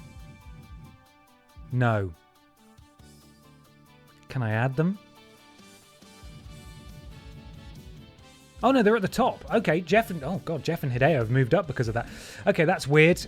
We're just going to take that as a victory. It seems to have just sorted itself out, so we'll go with that. Could do a Backstreet Brawl stipulation for a new hardcore title. The Iceland Warrior Power Unleashed Hardcore Champion. Is that Iceland's own brand of energy drink? I love it. That's great. Hello, Marzi. How you doing? Good evening. Right, let's continue the show then. Red Thunderman takes on Pip Down Men's Champion. No. Pip Down Men's Champion Red Thunderman takes on Disco Gary one-on-one next. We got that. We bloody got that. Get your predictions in now. Who's coming out on top? The champion or Disco Gary? Fan favourite Disco Gary. I actually do quite need to go and visit EE Tim. But I think I can get through this match. I might wee myself, but if that's what it takes, that's what it takes. Let's go.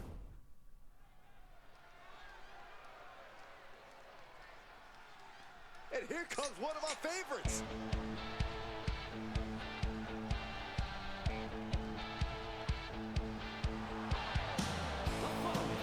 Look at him go. Whoop that Red Thunder, am I right?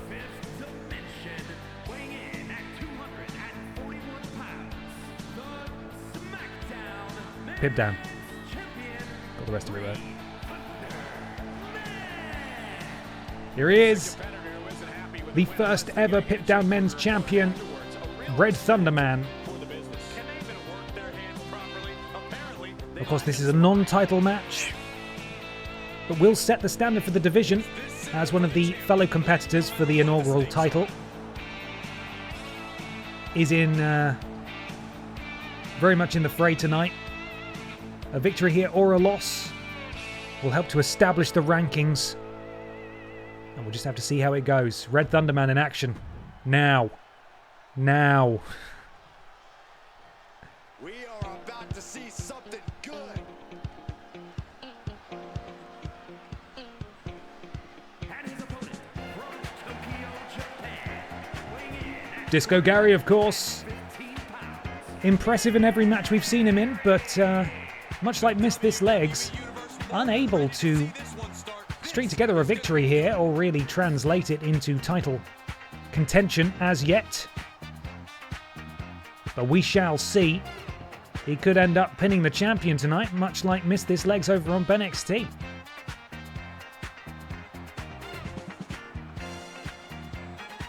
Hello all, I know roster space is running out and I'm sure this has been suggested already, but a Red Thunderman is begging for a nemesis in Dark Thunderman, or maybe a heel attire change.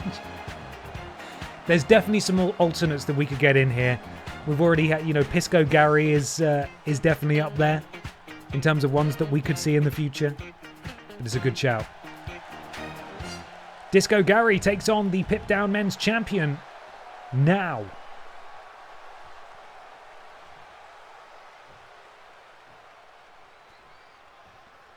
I gotta say, the title has been looking good around this man's weight. Looking to catch him off guard. Oh, immediately, Red Thunderman Takes the head off the shoulders. No, stop confusing them.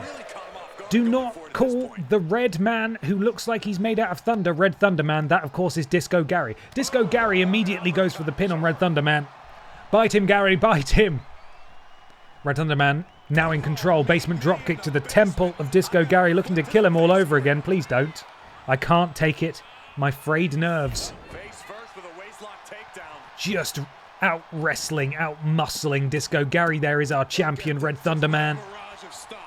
And if the first stop doesn't send you the message, the follow-up ones definitely will. Oh boy, I think we know what he has in store. RTM calling for something here as DG makes his way back to his feet. Is this working? I don't know if the abbreviation's working. Oh, sheer drop brainbuster there from Red Thunder Man. Into the pin goes the champion.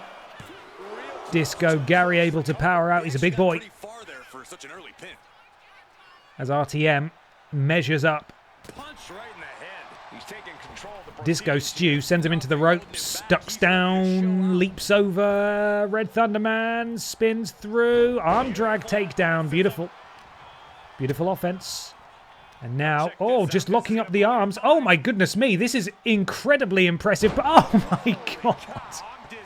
I don't even know what you call that move, but Red Thunder Man just manhandled Disco Gary like he was a child. That was unbelievable. And then the moonsault, no one there though. Disco Gary able to get out of the way. Head scissors takedown from Red Thunder Man, who is now back in control. Disco Gary looking impressive initially, but it's been all Red Thunder Man for the past couple of minutes. But now Disco Gary looking to reassert himself here. Oh, Red Thunder Man able to get back to his feet too quickly. Disco Gary able to counter that as well. We are going back and forth again. Huge boot to the side of the face. I assume that's a face. Does Red Thunder Man have a face? I don't know. And now the hulking mass of Disco Gary clambers up to the top rope. He's calling for something, but Red Thunder Man is just waiting for him to do it. I don't know what the champion was thinking there. Into the cover goes Disco Gary. Of course, a win here would be huge for the momentum of the big Disco Boy as he just squeezes the skull. Does does Red Thunder Man have a skull? I don't know. The champion able to power out with repeated strikes to the stomach, and look at that beautiful pop-up drop kick almost, that thing. Rolls over Gary. And now choke is applied to Gary, who's able to fight out of it. Oh, and a massive boot. The biggest of boots from Disco Gary to Red Thunder Man, who rolls under the bottom rope. And Disco Gary was waiting. Shoulder tackle to the midsection. Red Thunder Man has fallen to the floor. And now Disco Gary following up on the offense. Disco Gary now has his signature in play. What can Red Thunder Man do to get back into this? They are roughly equal in terms of damage dealt. Red Thunder Man a little bit worse for wear than Disco Gary. And if Disco Gary can hit that signature, I tell you what, Red Thunder Man's in real trouble. Leg drop on the outside to the champion. Elbow drop. Count of 4 now. They've got until the count of 10 to get back into the ring. Sidewalk slam maybe. Beautifully executed. That was Disco Gary's signature. Big Red Machine, Kane-esque. And Disco Gary surely wants to get Red Thunder Man back into the ring to hit the finisher. Decides to get back in of his own accord. You don't want to be winning via count out. We don't like that in BENXT or indeed in Pip Down. Drinks Ferry has delivered. Thank you. Red Thunder Man able to get back in. Disco Gary waiting, absolutely beheads Red Thunder Man. Is this enough? Is he going to put the champion to bed? Not quite. Red Thunder Man clings to life here in this non-title match. Disco Gary has his finisher waiting to go though, but Red Thunder Man powers out of it. Red Thunder Man has stolen the finisher from Disco Gary, able to counter at the perfect time. Disco Gary potentially going for that choke slam. Red Thunder Man maybe looking for that Red Thunder Bomb now. He's going to hit this combination. Strikes though. Oh my goodness me. Beautifully executed, and now could we be about to see the Red Thunder Bomb from Red Thunder Man? Counter from Gary. These two are going back and forth into a powerbomb position. Counter again from Red Thunder Man. Red Thunder Man still has a finisher stored. He's calling for something. Could this be it? Red Thunder Man now maybe going for the Red Thunder Bomb. It looks like he's got it. Beautiful stuff. Disco Gary absolutely planted by the Pip Down Men's champion. And that is it. What a match. What a match. Disco Gary again showing why he deserves to be in contention for the World Championship. But Red Thunder Man had all of the answers tonight. The counters going back and forth, but eventually it was this thunderous Red Thunder Bomb from the Pip Down Men's champion that put Disco Gary to sleep for the second time. Here is your winner, Red Thunder Man. And if you're getting a victory like that, you gotta be feeling pretty good about yourself. Show 'em, get the W, and get out. Not a bad night's work, I'd say. Don't know where his title is. It's fine, probably. Red Thunder Man feeling himself as he well should.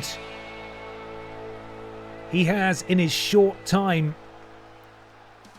in the BENXT wrestling promotion, specifically within Pip Down, he has proven himself to be a worthy competitor and a worthy champion. Now, I need to go have a word with the leader of Peevolution himself, EE Tim. This could take 30 seconds, it could take a minute. I'm going to leave you with a pre-recorded message from EE Tim while I'm gone. And I will see you all momentarily.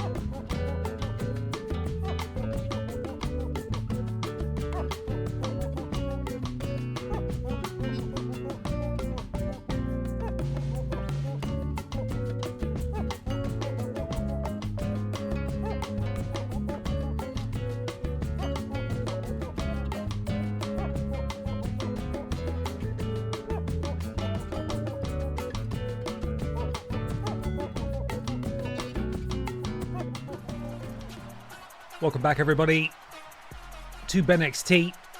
How are we all doing? You enjoying the show so far? You enjoying the wrestling?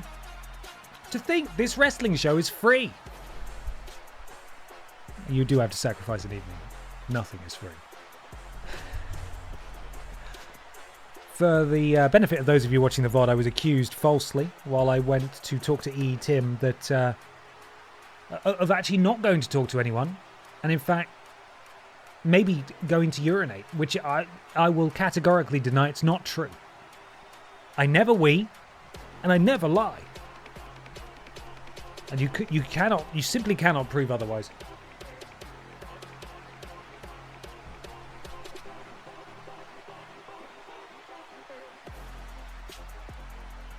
Now up next, we have two potential titans of the Pip Down Men's division in Simon Miller and Rules Boss going one-on-one. Could this be the start of perhaps something more? I don't mean a romantic relationship. I mean, do they want to leather each other week to week? I don't actually know. We need to find out though. Let's head back over to ringside where I am waiting. Thanks, me. Sorry, I cut me off. Over to you, me. Thanks, me. Right. Predictions will be underway momentarily. Simon Miller goes one-on-one with former BENXT men's champion Rules Boss. Next. On Pip Down. Get those predictions in.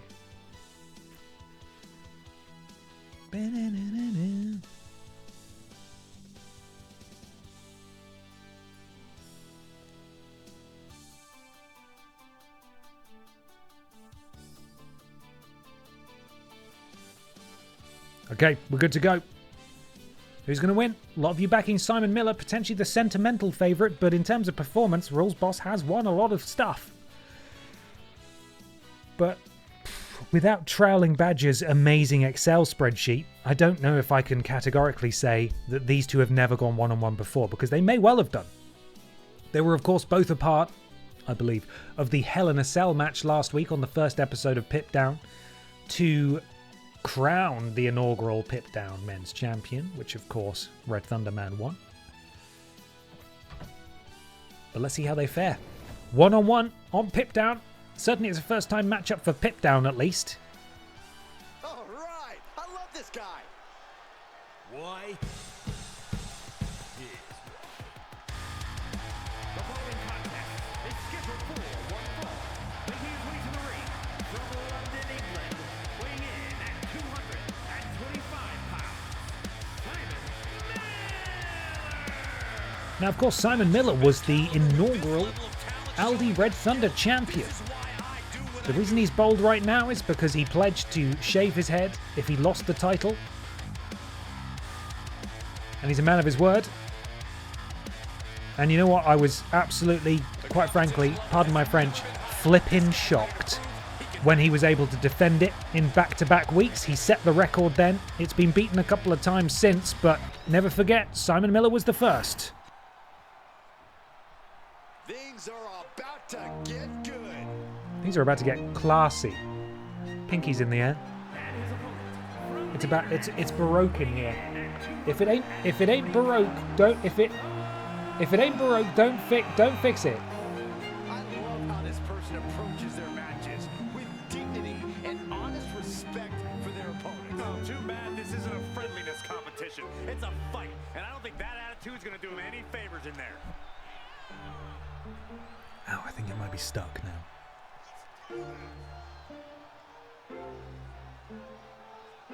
Rules Boss is hot. Please don't sexualize Rules Boss. We don't sexualize Rules Boss. He's merely a vessel for rules and nothing else, so if you could be respectful, please. This is his place of work. There's no room for that. This is a guy who always seeks out Free the feet, highest though, level if you want those. competition, and That's I think allowed. he'll get it That is on the table. The boss is here. And he's ready to make a statement on Pip Down. Let's get this thing going.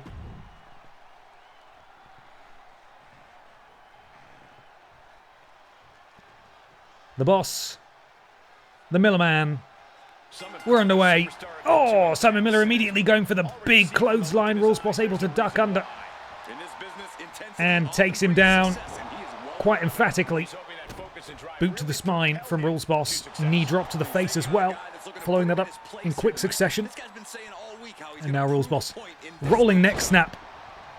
That's going to leave a mark.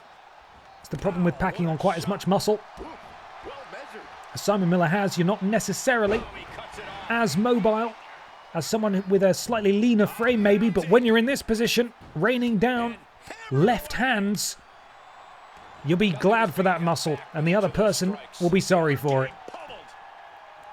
Miller now, just washing the face there of the boss, and I think that was a punch to the temple. I don't know if that's legal. Rules Boss able to get out of the way. Glancing blow from Simon Miller, tries to duck behind as Rules Boss, does enough. European uppercut to the back of the dome of Miller. Rules Boss to the top rope, big leg drop. You can't do too many of those. You won't be able to walk when you're 40. Into the cover. Surely not it. Kick out at 2. Simon Miller powers out. Both of these men, as already mentioned, former champions on BENXT. Both looking to prove themselves on this new promotion, Pip Down. Simon Miller with the counter. Rules Boss now at the mercy of Simon Miller gets planted by a power slam. Rules Boss immediately manages to get back to his feet, which isn't very fast. Simon Miller has a finisher, which I think is interesting. Oh, and Simon Miller busted open. Rules Boss planted him in that turnbuckle there, and Rules Boss has made Simon Miller bleed. Beautiful butterfly suplex there. German suplex, no less. That is a horrible landing from Simon Miller, who has taken a lot of punishment so far, even though he's got a finisher. Oh, and a shoulder breaker there from Rules Boss as well. Rules Boss up to the top rope. What's he looking to do now?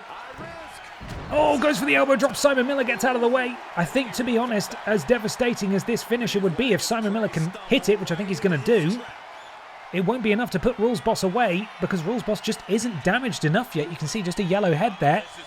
His dad is Goldberg, lest we forget. Beautiful jackhammer there from Simon Miller into the cover. Referee is right there. Oh, Rules Boss able to kick out, just as I predicted. Rules Boss is not hurt enough just yet. Simon Miller slapping the head, getting the adrenaline going, getting the pip down universe behind him. As he hoists up Rules Boss on the shoulder, hangs him up on that top cable there. And that is not a comfortable landing. And now Simon Miller, perhaps starting to feel himself a little bit. Insult to injury now. Boot to the midsection of Rules Boss. Simon Miller. Boot to the back of Rules Boss. Simon Miller grabs those little piggies. This one went to market. This one got grabbed by Simon Miller and into the cover. Perhaps out of embarrassment. Oh, and he gets the feet on the rope for leverage. This is very much illegal. Kick out by Rules Boss. Referee didn't see it. Simon's still in control. Rules Boss says, no thanks, it's my turn now. He's got his signature as Rules Boss, and Simon Miller could be in real trouble if Rules Boss is able to hit it. Bending the arm down, placing it. Oh, and a stamp to the back of the arm as well at a very awkward angle. And now a knee drop over the elbow pit of Simon Miller, and potentially Rules Boss looking for his signature here. Look at that. Beautifully executed. Not his signature, though. Simon needs to be careful. Looks like he's doing it here. Rules Boss steps through. We've got a sharpshooter. No, we haven't. We've got this, and Simon Miller looks absolutely petrified. That was Rules Boss's signature. Is that going to be enough to put away Simon Miller? Not quite. Simon is still in this, and that is not okay. And what's he looking for now? This is a submission. This is Rules Boss's finisher. I don't know if Simon Miller is hurt enough to tap out, but Rules Boss could well secure a submission victory here. Simon Miller too strong, though. Able to get out of the way. Goes through shoulder tackle. I think Simon Miller may be going for John Cena's five moves of doom here. He is. Plants Rules Boss, and now Simon Miller has a signature. He's slapping the head. He's calling for it. Rules Boss gets back to his feet. Simon potentially looking for the signature here. Sends him into the ropes. Sit out spine buster. That wasn't his signature, but still going for the pin. Kick out at 1. Rules Boss with the kick out at 1. And now Simon getting into position. Full head of steam. Big clothesline in the corner. Bounces off the rope there and again goes for it to the midsection. Drags him out into the middle. Simon now sends Rules Boss into the ropes, and that's a spear from Simon Miller. Is that enough for Simon Miller to put away Rules Boss? Former BENXT champion Rules Boss able to kick out unbelievably. I really thought that was it, but Simon has his finisher, and if he can hit Rules Boss with the jackhammer here for a second time in this match, that's it. And I think he's got it. He got all of it. Rules Boss has been absolutely planted. He basically went through the entire ring, and I think you could count to 1,000 there as Simon Miller successfully puts away Rules Boss here on Pip Down. And that will surely affect the... Oh, hang on a second. Danny DeVito's come out to confront Simon Miller. The height difference, quite massive there, but it is Simon Miller who walks away with the victory. After a highly, highly competitive match there. Congrats to Simon Miller. Looks like Danny DeVito has something to say for himself as well. We'll have to see how this plays out on next week's Pip Down.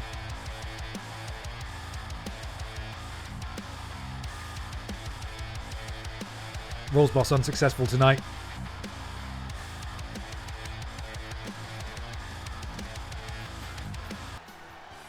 but this will surely shake up the Pip Down Men's Championship picture as Simon Miller takes out another worthy adversary in that division. But that's the end of this week's Pip Down. No, it's not. I have lied to you. Jill Sandwich makes her debut. It's not a match. This is a promo. So they will be talking to each other on a microphone. I don't know if we'll get entrances. I don't know how this is going to work. Of course, if you see any options pop up on screen, we are not able to pick them. They are chosen by the computer. So Jill and Pistratus seemingly starting a rivalry here. Seemingly. Let me just get ready with my music, if indeed we get any music. Okay, let's do this thing. Let's see how it works.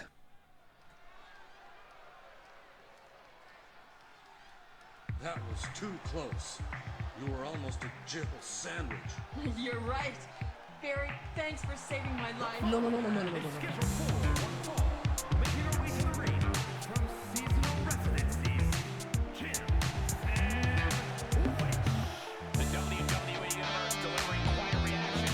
Perhaps the most highly anticipated match of the night. There she is, the Jill Sandwich.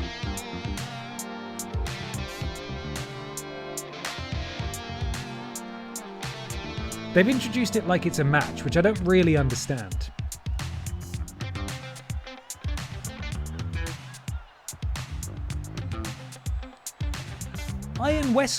Iron. Phonetically correct. Actually correct? No. Ian Westcoat, thank you so much for the resub. 4 months. I got my Aldi Red Thunder ready only for 79 cents USD. That's a steal, my friend. 42 British pence, 79 US cents. Beautiful. Absolutely beautiful. Okay, what is the deal with Jill Sandwich? Okay, I'm happy to fill you in on that one. So this is Jill Valentine from Resident Evil. Specifically, we're playing Resident Evil 3 at the moment on Tuesday nights. When she wins this match. In the first game, Resident Evil 1, she was also a character, and there's a famous line from the first game with really, really hokey voice acting, where she's stuck in a room and the ceiling's coming down and her partner manages to get her out and the guy goes, "Oh, you are almost a Jill Sandwich." It's rubbish, but it's been memed into oblivion. So hence we have the Jill Sandwich here. Hey, I may be a sandwich, but I'm no... I don't have chicken in me. I'm not a chicken sandwich. When you come out and fight me, that's what she said there. That's what she said there. And who's coming out? Ruh-roh, it's the dark horse of the Piss family. It's Pistratus.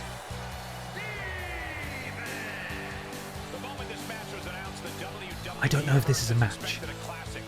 It's seemingly going to play out like a match, but I don't know. It said promo on the main thing. So if the bell rings, I will pause it and we will do predictions.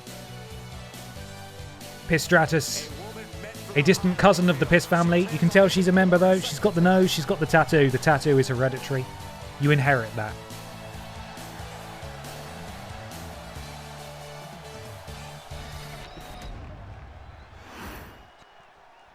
I think this might be a match, guys. LB, are you standing by? Yeah, this is a match. We're not looking at any rivalry spoilers. Okay. He was so ready. LB was so ready. Right, predictions are underway. You've got 50 seconds and then this match begins. Is it the master of leg lock picking? Or is it Pistratus? Get your predictions in now.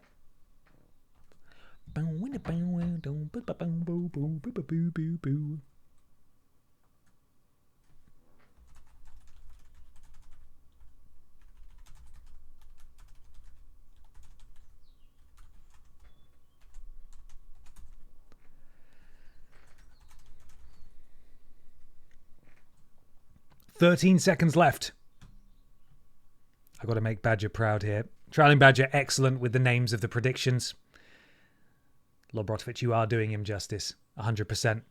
Okay, let's get ready, everyone. My favorite cousin is definitely Peacemasters. I don't think we've got any.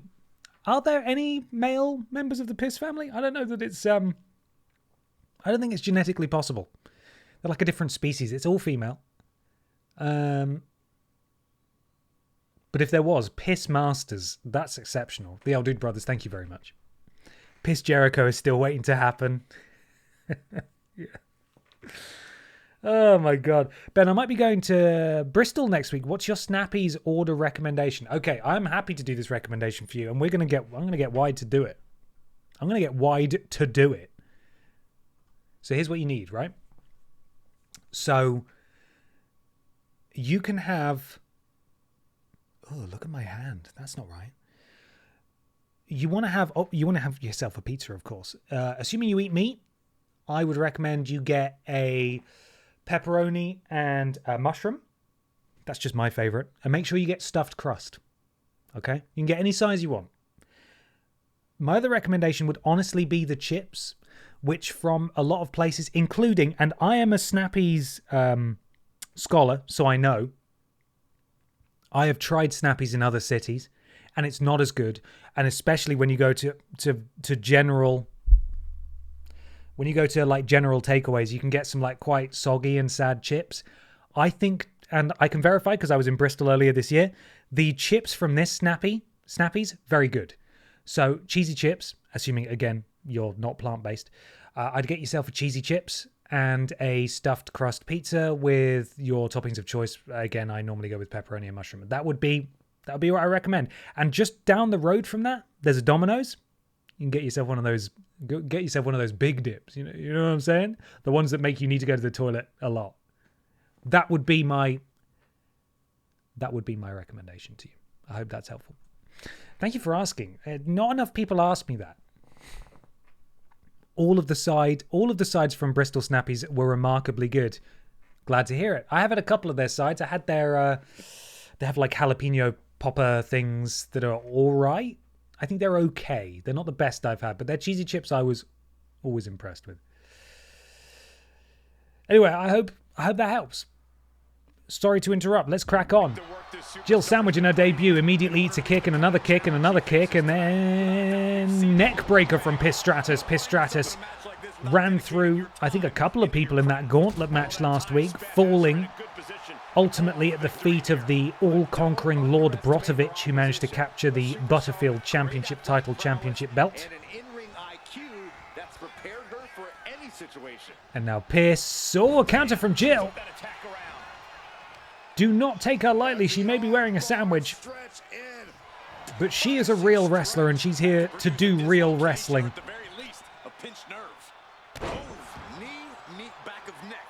Knee, meet, back of neck.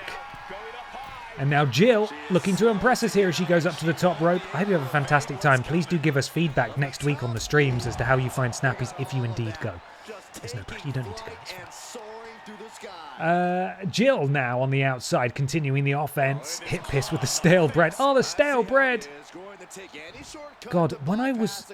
Some of my first French lessons I had in primary school, they had like... This is going to sound weird, right? Stunt food?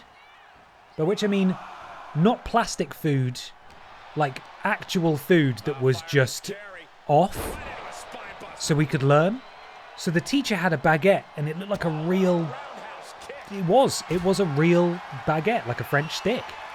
And it looked so delicious.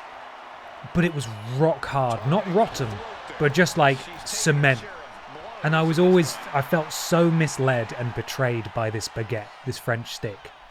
I thought it's so sad that this thing it was allowed to get this hard, you know? It should be soft, crunchy, but soft on the inside. Good for consumption. I am, quite frank, the only thing I could focus on in those French lessons was how good that French bread looked and how sad it was that it didn't get eaten. And then instead it became sort of a fossilized, mummified prop for a bored child who didn't want to learn French. Yeah, sad. Anyway, I think Jill Sandwich is actually absolutely kicking Pistratus' arse at the moment. I'm sorry to change the subject very quickly. But yeah, I suppose my roundabout point was that if Jill Sandwich did hit someone with a stale bread, they might actually die. Jill Sandwich maybe going for the finisher here, rolling senton there up to the top. Oh, Pistratus straight to her feet. Oh no, and Jill completely misses. That's unfortunate. And now Piss taking advantage. Jill, though, with that finisher locked and loaded. Kick out at 1 from Jill Sandwich. I took French in school for a couple of months. Most of what we did was drink tea and eat baguettes. That sounds amazing. Pistratus dropping that elbow on the face of Jill Sandwich. Jill well cushioned, quite frankly, on the front and the back by that sandwich costume. Boot to the spine from Pistratus, who now goes to the top rope. Jill needs to watch out here, potentially able to get out of the way, but summoned to her feet by the spectral powers of Pistratus. Crossbody connected with all of that. And now lifted to a seated position and then to a kneeling position. Pistratus, full head of steam, drop kick to the face. Jill Sandwich rolls out. Perhaps the right move here, but Piss is there immediately. That actually didn't help her at all as Jill is sent straight back into the ropes. Ducks under, does Piss. Jumps over, does Piss. Piss waiting. Fez press. I knew that's what it's called. I was just waiting for Michael to remind me. Into the cover goes Pistratus. Piss does have a finisher now as well. And we are officially on a level playing field in terms of damage done here. Whoever hits this finisher first could well win. Jill needs to watch out. Counter from Jill. She heard me saying it. Jill, drop kick, drops Pistratus, and now what's Jill looking to do? Taking apart that leg, potentially. Uh-oh, counter from Pistratus, who now has Jill at her mercy. Oh, Jill just sent flying to the outside. I do enjoy that Britain had several years of thinking baguette was far too complicated a word, so called them French stick. I feel like that's a generational thing, right? Because my dad in particular definitely called them French sticks for a while, and I feel like that came from his mum, my grandma, who has never left the UK.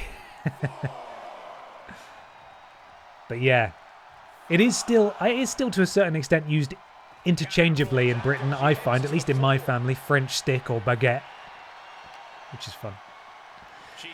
Anyway, Jill sends Pistratus back into the ring. Pistratus has a signature and a finisher. Jill has a finisher.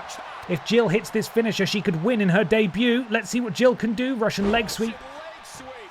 Takes down Stratus into the cover. You can't win off a leg sweep. You can't win off a leg sweep.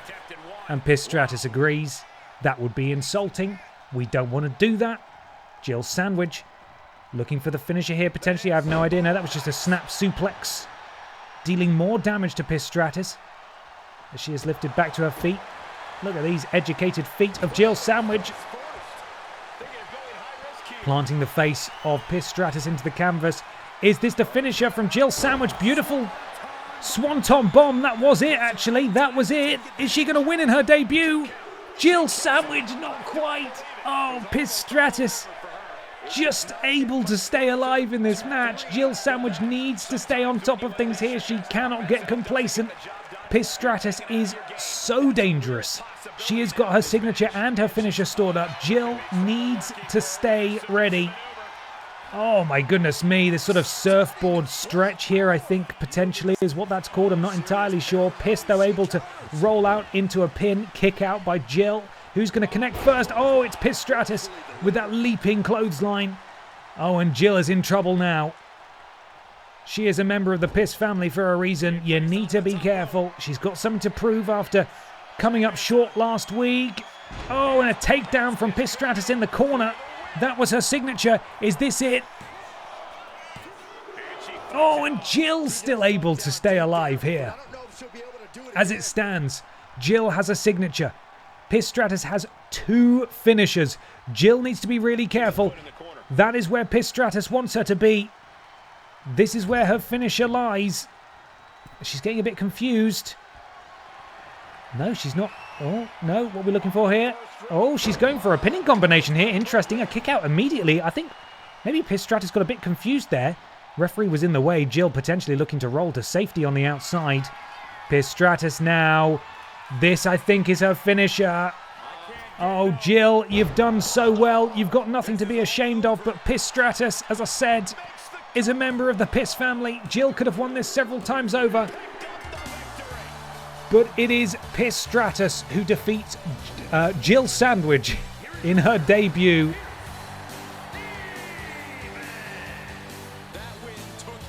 Pistratus with the victory here in the main event of Pip Down tonight. Jill, no, indeed.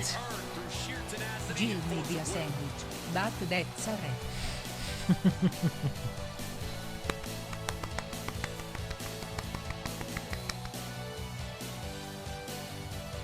Very good. Very, very good. Ori Falcon, thank you so much for the bits there. Great stuff. And also, bear with me a second there, BTJ, thank you for the bits. Hey Ben, I do need to ask, what Vault Hunter are you going to play as first when 4 comes out? Also, don't forget to have Benji make himself a BENXT while he's here. That's a good point. I should get Benji to do that. I cannot promise you that. I will probably forget. Thank you for the bits. I have chosen my Borderlands character, and admittedly, he's about 12 times the size of me. But I'm going for the blonde man with a beard because it's the only thing that seems appropriate. You will, of course, I mean, if you've been checking Blue Sky and YouTube and so on, you may have seen the thumbnail already. Danji's designs, again, doing exceptional work, has put together some art of myself and Ben as our respective characters. I'm going to put them on screen for you now. So here is me. Where is it? I remember where I moved them to a different folder now. This is me. I believe, is he called Eamon? This is me as Eamon. That is what my pec, my one pec, and my 4 visible abs do look like. They do look like that. And Ben, I know this guy is called Rafa. Ben is going to be playing as Rafa, so there's Ben as Rafa. Exceptional. Thank you, Danji, again for that. I'm playing as the blonde guy with a beard, so that is his name. Cool. Okay, great. So Eamon and Rafa, that is who we are playing as on Friday and Saturday. Do come along for a great cause, Cats Protection. There we go. Right. It's time for Pip Down, everyone. It's time for BENXT, everyone. We've just finished Pip Down, everyone. Pretend I didn't say that. Pretend I didn't say that. Nobody heard me say that. Anyone on PC know if we can pre-download yet? I can't help you in terms of PC. Maybe chat can help you. I know you're asking chat, but I can confirm that it has preloaded to my PS5 at this point. So if it's not available on PC yet, surely it's just a matter of time. I'm sorry I couldn't fit on the axes. The thickness was just too much for me. It's okay, Dan. You did incredible work. I'm just happy that you made it like a little bit slutty. You made my one just a little bit slutty. That's what we want. That's what we're here for. BENXT. Let's see what happens this week. Whoa. That is a really weird match. This is the game confusing itself again. The tag team of Rim Flair and Triple Flush, of course, representing Peevolution. Rim Flair, the Aldi Red Thunder champion. Will he still be Aldi Red Thunder champion after tonight's through?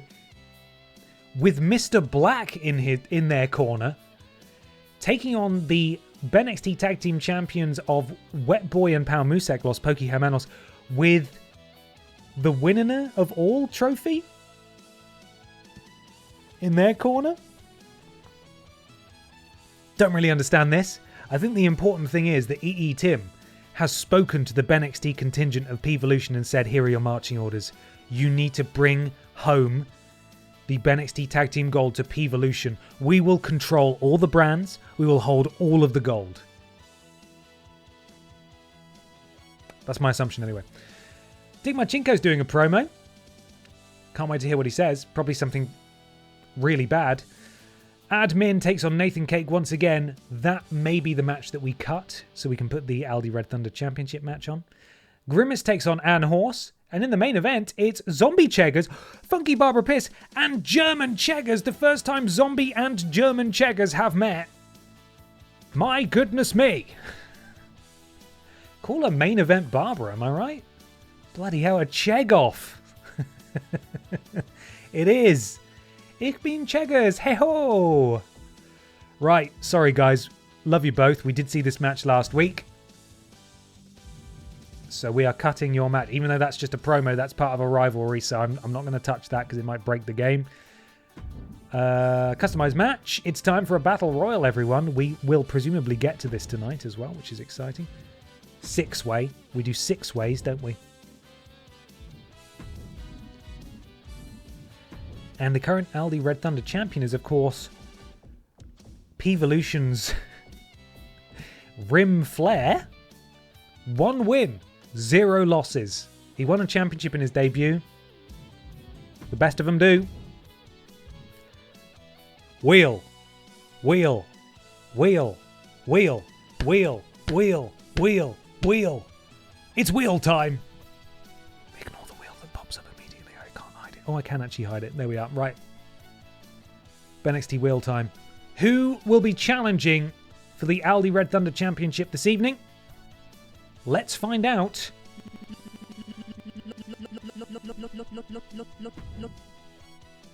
Oh, he didn't show up to work today, but he gets the challenge for a title. I see. It's an impressive record, I think, by which I mean he's had a lot of matches as our Trowling Badger. Trowling Badger and Mr. Black, despite not wrestling tonight, or as I should say, despite not being in tag team action tonight, have both managed to find their way onto the card. They've come crawling out of the woodwork. Crawling out of the bloody woodwork. It's Wet Boy. One half of the tag champs. He's doing double duty tonight.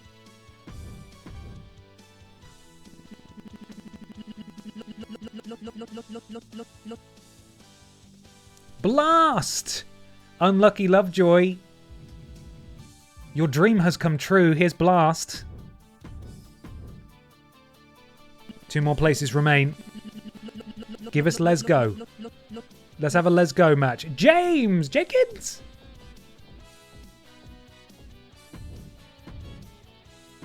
Yet to make his debut in the tag team with Cat the Writer, but they are in a tag team now. And here we go. Final entrant. Let's freaking go.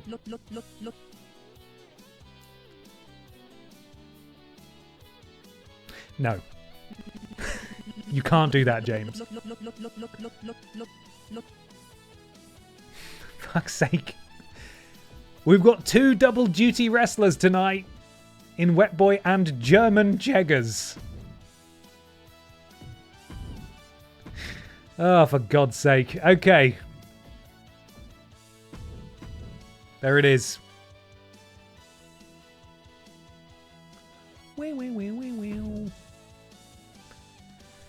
It's like Mankind and Cactus Jack in the same battle royal.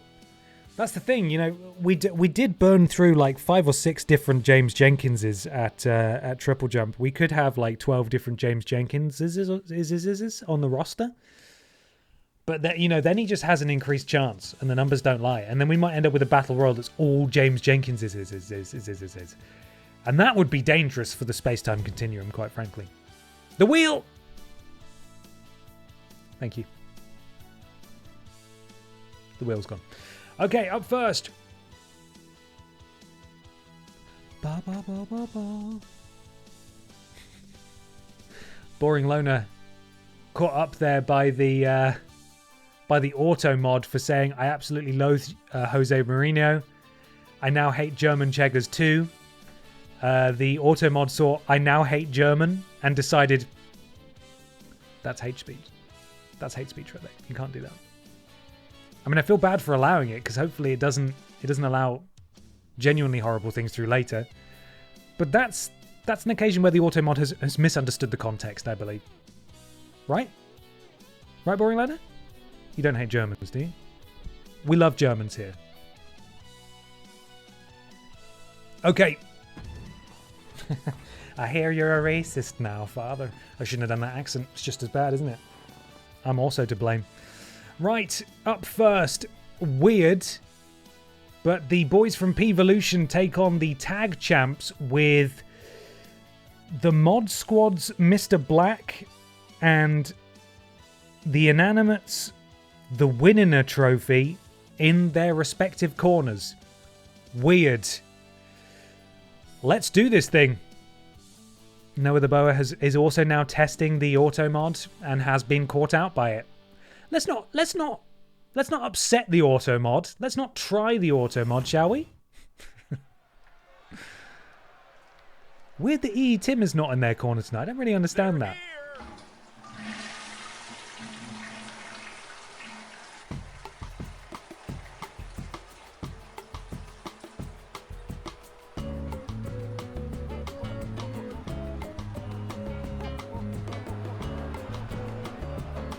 There he is, Triple Flush himself, and the Aldi Red Thunder champion, Rim Flair. Is he wearing his belt? He is wearing his belt.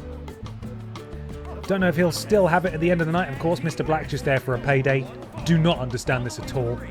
Absolutely bizarre. Tim's in the bathroom. Of course he is. Yeah, I saw him there earlier.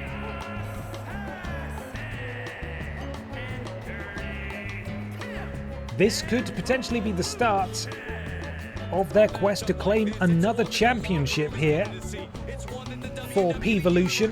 Whether they are able to hold all of the gold at the same time is, of course, another factor. Rim Flair holding a highly volatile championship that he could lose at any time. But even so, the record books will show that Peevolution, as a collective, held the Aldi Red Thunder Championship at one point in time. Let's see if they can get this quest off in winning fashion. And here come the champions with an anthropomorphized trophy in their corner. Dethroned the mod squad to win these. Perhaps why Mr. Black is on the opposing side here tonight, albeit in a management capacity only. And their opponents, at a combined weight of 352 pounds,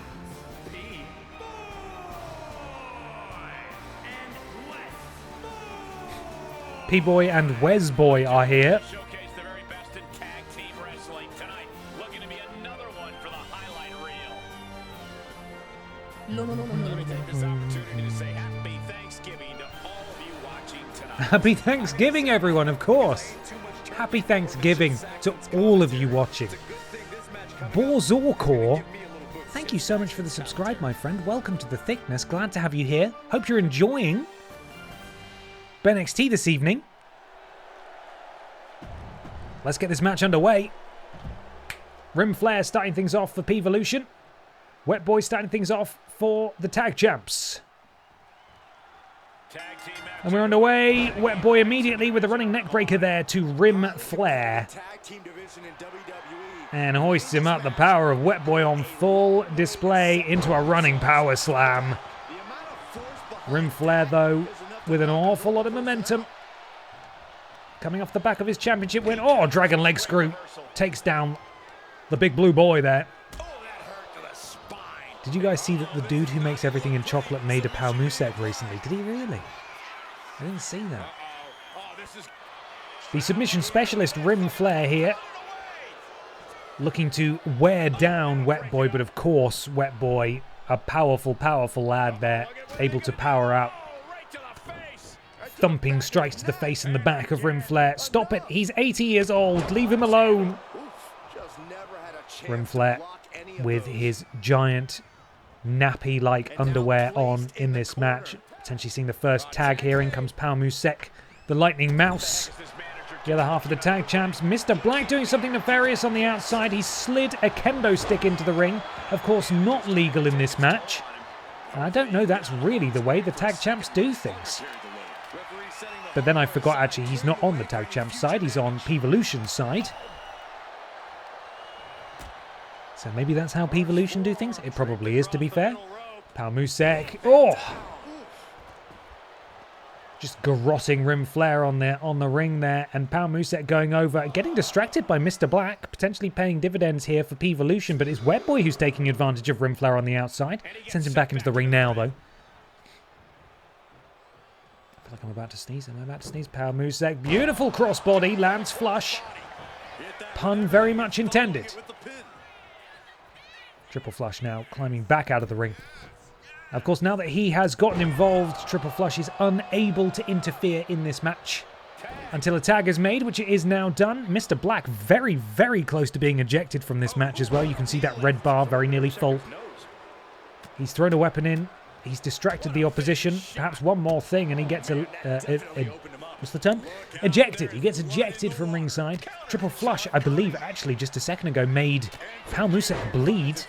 You can't see it because there is, pulling back the curtain here, there's actually a man inside the Peevolution costume. Oh, and that leaping knee strike from Triple Flush there. Classic vintage Triple Flush there. Repeated boots and stomps.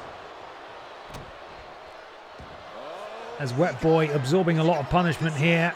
Triple H locking in a submission. And this is the second time Wet Boy's been locked up. And again able to just power his way out. Power his Musek, of course.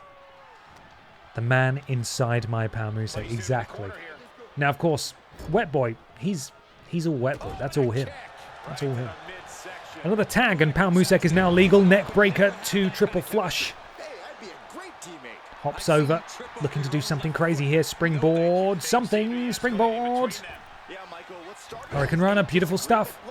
From one half of the tag team champions up to the middle rope, and a leaping tag brings in Rim Flair. What can Rim Flair do? Nothing. He immediately gets taken down by Peevolution.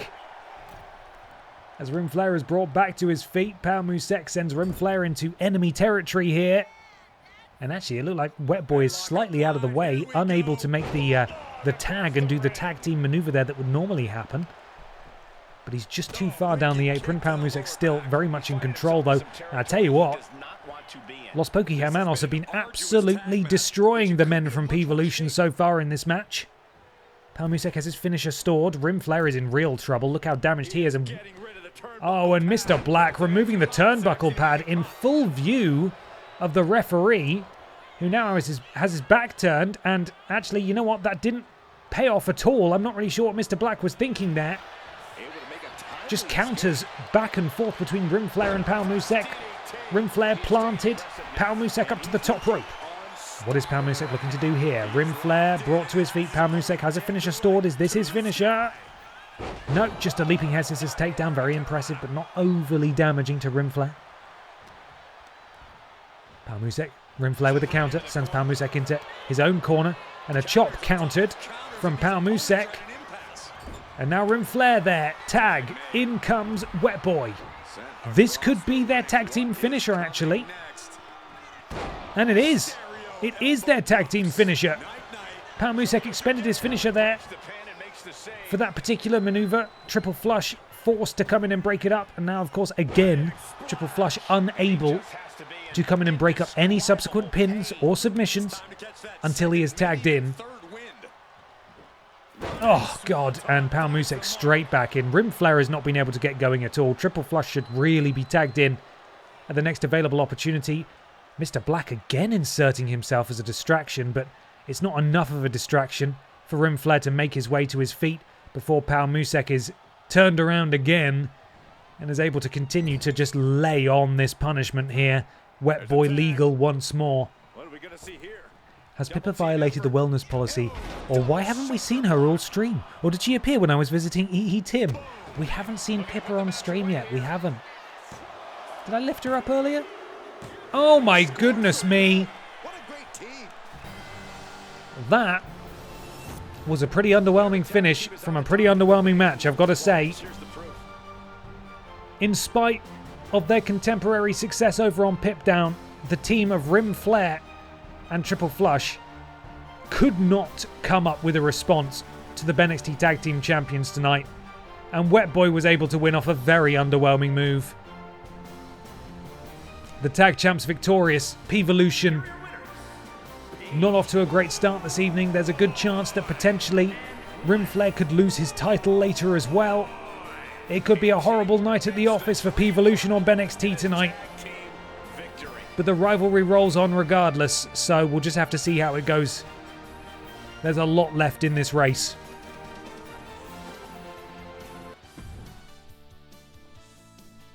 Peevolution have been disappointing this stream. They have, haven't they? They had such a good stream last week.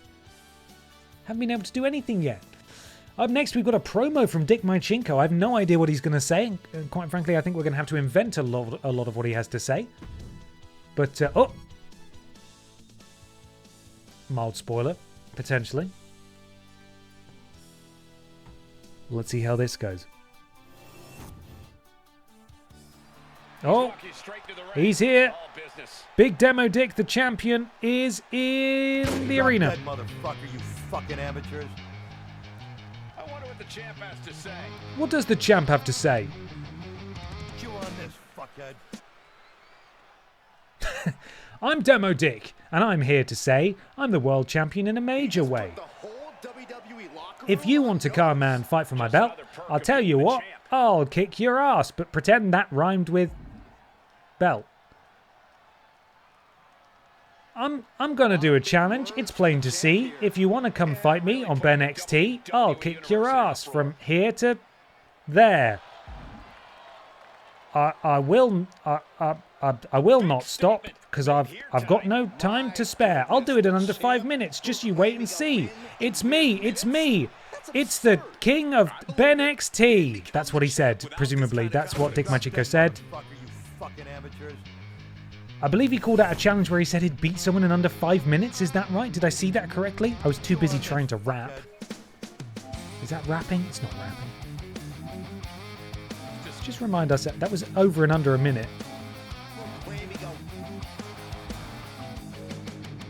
So you're going to win in... What challenge am I going to pull off to win my next match? Win in under 5 minutes. I don't know about that, Demo Dick. Don't know about that, Demo Dick, but we'll see. We'll see. Now, though, it's the best time of the week. The 6 Superstar Battle Royal for the Aldi Red Thunder Championship is up next. Blast, Trailing Badger, Wet Boy, Jenkins, German Cheggers all vie for that prestigious title. Currently held by the unsuccessful earlier in the night, Rim Flair. Predictions coming your way in a second. Let's see how it goes.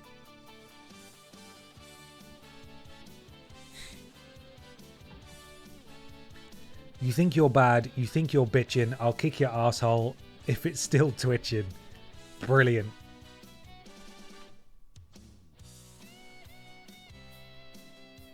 If Badger gets a belt when not even being here, we riot. Imagine if two mods were holding titles in BENXT at the same time. 2 different titles. That'd be disgusting. We can't have that. The roster needs to rise up to protect itself. Right, let me get a photo of this running order here.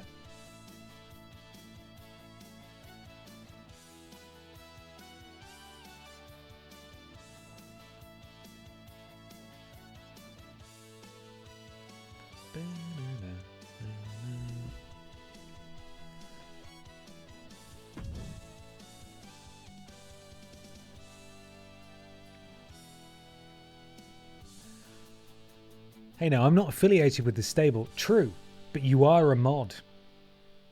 And you have the same stink on you. I'm sorry, you don't. But you do, though. You do. I'm sorry. But you do, though. Sorry.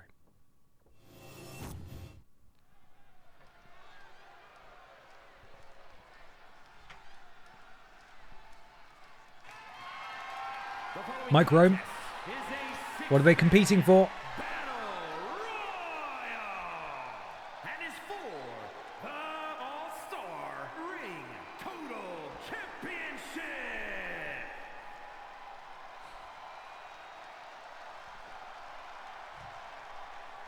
Here we go, guys. Blast gets his big opportunity tonight at Gold in BENXT. Not a fantastic record so far in the matches he has been a part of. He's walked through a light fixture there. Imagine if he just fell over it and ate shit. That would be amazing.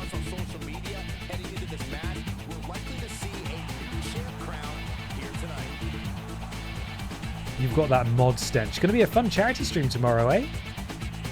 It's a friendly rivalry. I'm going to get on his stream tomorrow and he's going to call me a daft fucker or something like that. And I'm going to get really offended and I'm going to say, well, if that's how you feel, I won't be here at all. I'll take it in really poor faith and I'll leave. And it'll be really awkward. So you want to tune in? You want to tune in to see that? You're not a mod tomorrow, it's true. Your mod duties are over tomorrow. And here we go. Unfairly good music coming up next for Troweling Badger, who's not even here. Here he comes.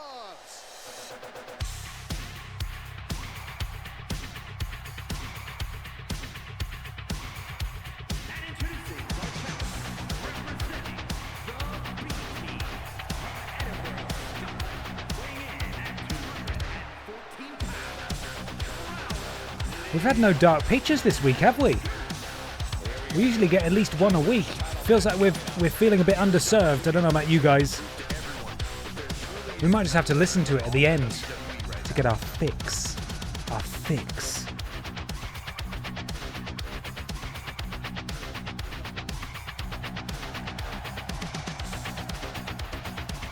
He's just so cool. Let me take this opportunity to say happy Thanksgiving to all of you watching tonight. How is it still Thanksgiving? It was Thanksgiving 5 minutes ago. It can't be the same day, surely.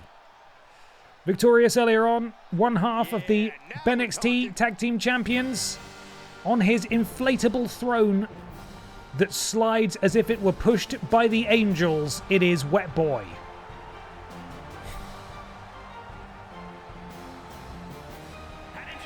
Why has he got that silly chair? Where's he got that from?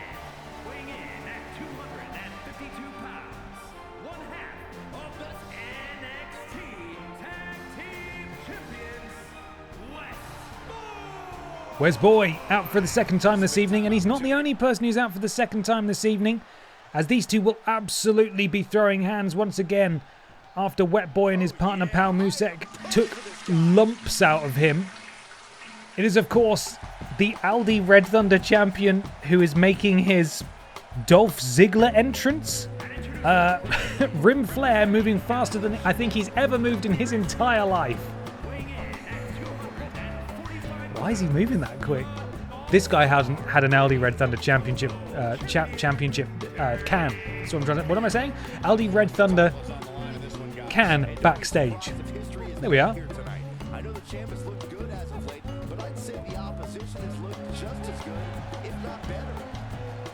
Corey, how do you think these superstars feel about competing here on Thanksgiving? They should feel honored, Cole. As you know, Thanksgiving has a long They standing. really just keep talking about Thanksgiving, don't they? Got a real be in their bonnet about that, even though it's not today in real life. Is it? I don't think it is. Anyway. Are you guys ready? Big Jiminy Jenkins is here.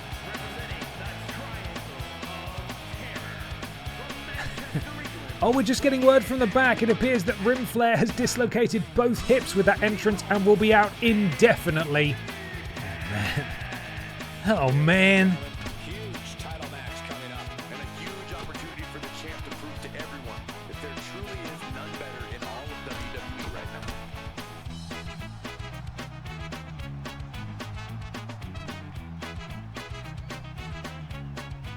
I hope everybody enjoyed their turkey as we prepare to kick this match off. Stop talking about fucking turkey, Michael Cole. I swear to God. I can't think of two other people I'd rather spend Thanksgiving with. In fact, I go so far as to say that you guys are like family to me. Shut up. Happy Thanksgiving. Stop talking about Thanksgiving. Ich mean checkers, hey ho!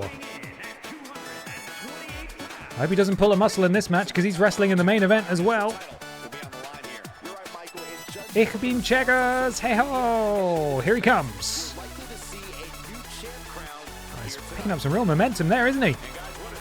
Big Chegster. Stars to compete here on Thanksgiving. Especially considering what this Where's he going? Oh, bloody hell, where's he going? over the years. For decades, Don't bump into James, don't bump into James. He's staring down the competition there, who are all politely waiting outside the ring. And he completes the field here. We are ready to get underway in this Aldi Red Thunder Championship match. Here is the title that's on the line. All to wrestle for. Looks like Rim Flair and German Cheggers are spooning there in the bottom left. Beautiful stuff. Rim Flair, Cheggers exchanging blows. Jiminy Jenkins takes it to Troweling Badger. Blast and Wet Boy go at it. Everyone else out. Sort of like what happens when Saxton walks into a James just absolutely yeets Trailing Badger. Of course, the goal here is to throw your opponent over the top rope. So we'll see how that goes. Knee breaker from Rim Flair, the champion, to German Cheggers. Of course, I shouldn't have to explain this to you, but if Rim Flair is ejected from this match, eliminated rather, we will be crowning a new champion tonight. Wet Boy just hanging on the outside. Blast very nearly eliminated him. Rim Flair, oh, absolutely clock cleaned by Jiminy Jenkins, and then James taken out at the knee by Blast. He had no idea that was coming, and now Blast showing some athleticism, doing a moonsault there to James Jenkins. Forearm to the spine of German Cheggers, who's thrown into the corner. Kick straight to the face, and Blast is looking very impressive so far. But you've got to have eyes in the back of your head in a match like this. As Wet Boy with a counter, DDT plants Blast. Trailing Badger implants the face of German Cheggers into the canvas as well. And now Trailing Badger going for an elimination on Wet Boy.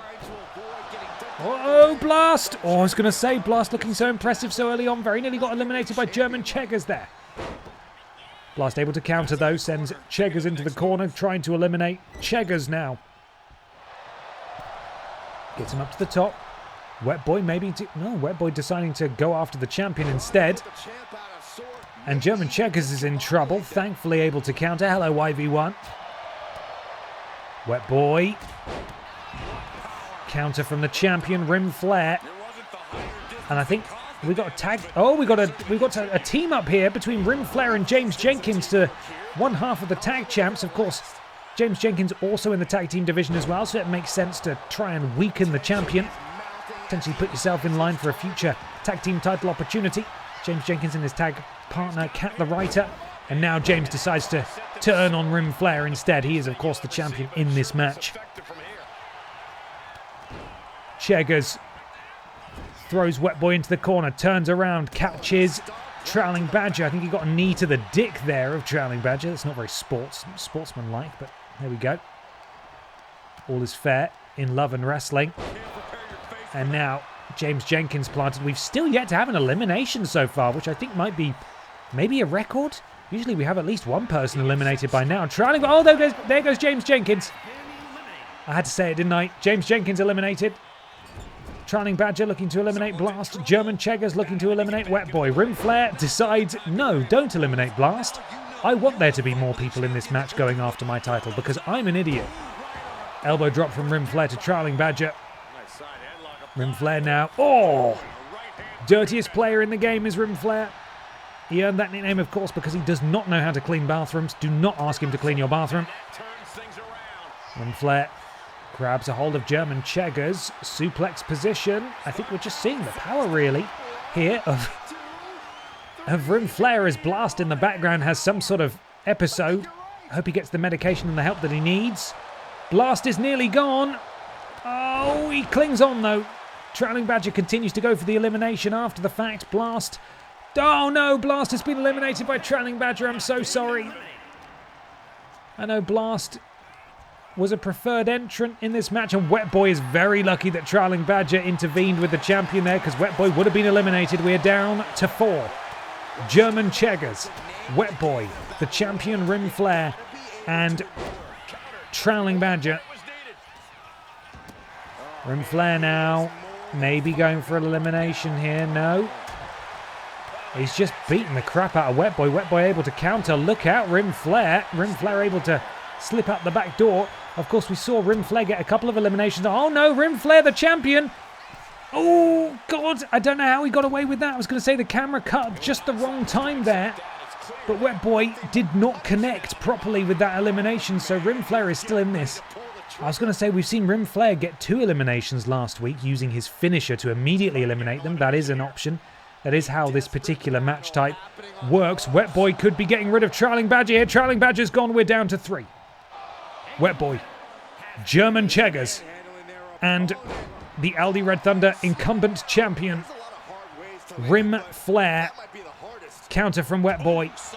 These two going back and forth. Rim Flair needs to be very careful. Very nearly got eliminated already. Rim Flair bounces off the ropes. Oh, beautiful scoop slam there from Wet Boy. German Cheggers desperately wants to get involved. It looks like he's going for a choke slam here. That's the most German choke slam I've ever seen.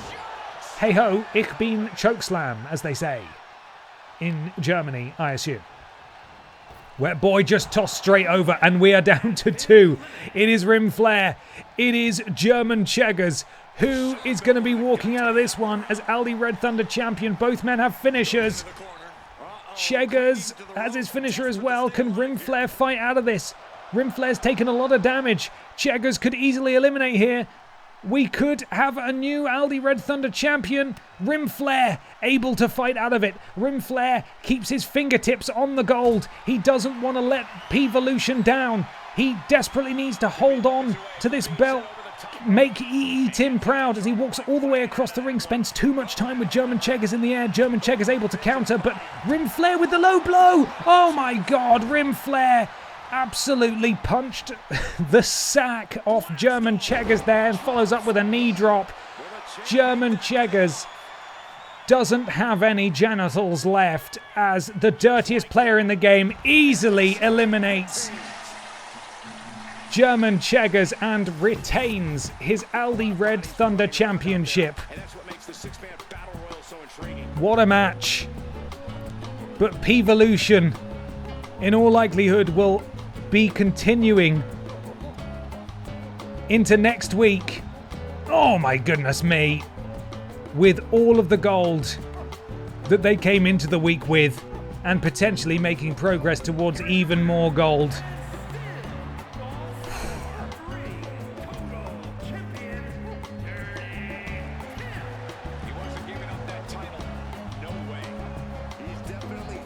Rim Flair keeps his wrinkly grasp on that Aldi Red Thunder Championship for a second week.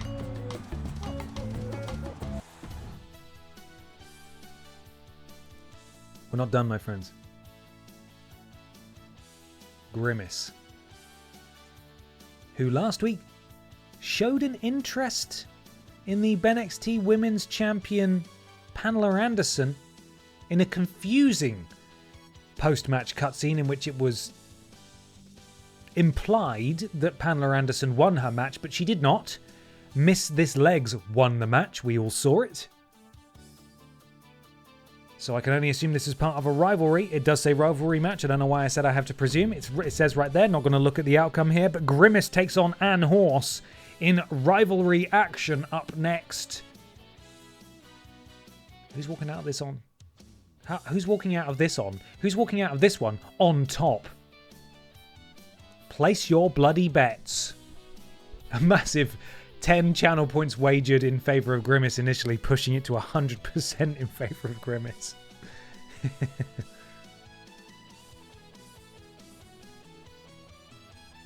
Okay, let's get this thing rocking and rolling. Hello, Mr. Black. Welcome in. You missed yourself nearly getting ejected from ringside. Not quite, but nearly.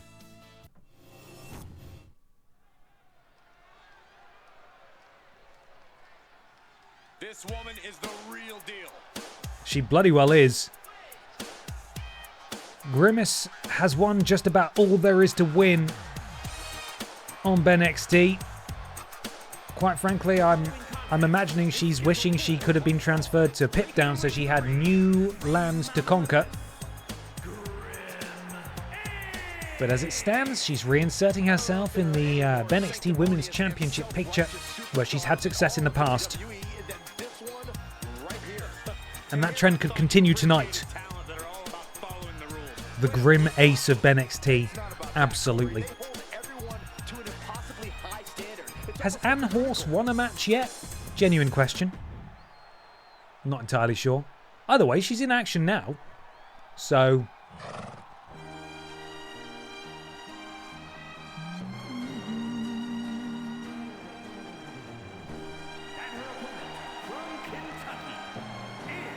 imagine if it didn't sound alien for me to say getting down in the club, but imagine getting down in the club to this.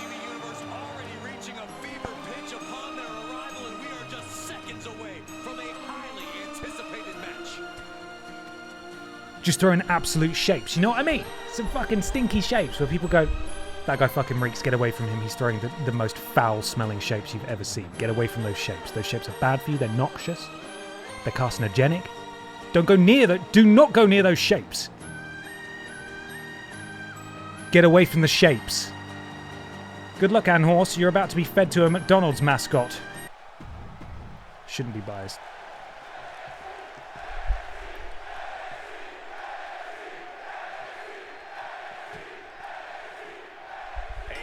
Here we go. Oh my goodness me. The gigantic Grimace against the svelte. Is that an appropriate term? Ann Horse, who immediately boots Grimace in the face and then delivers those knees to the midsection of the big purple monster. She's facing one of the most dominant superstars in the women's division today.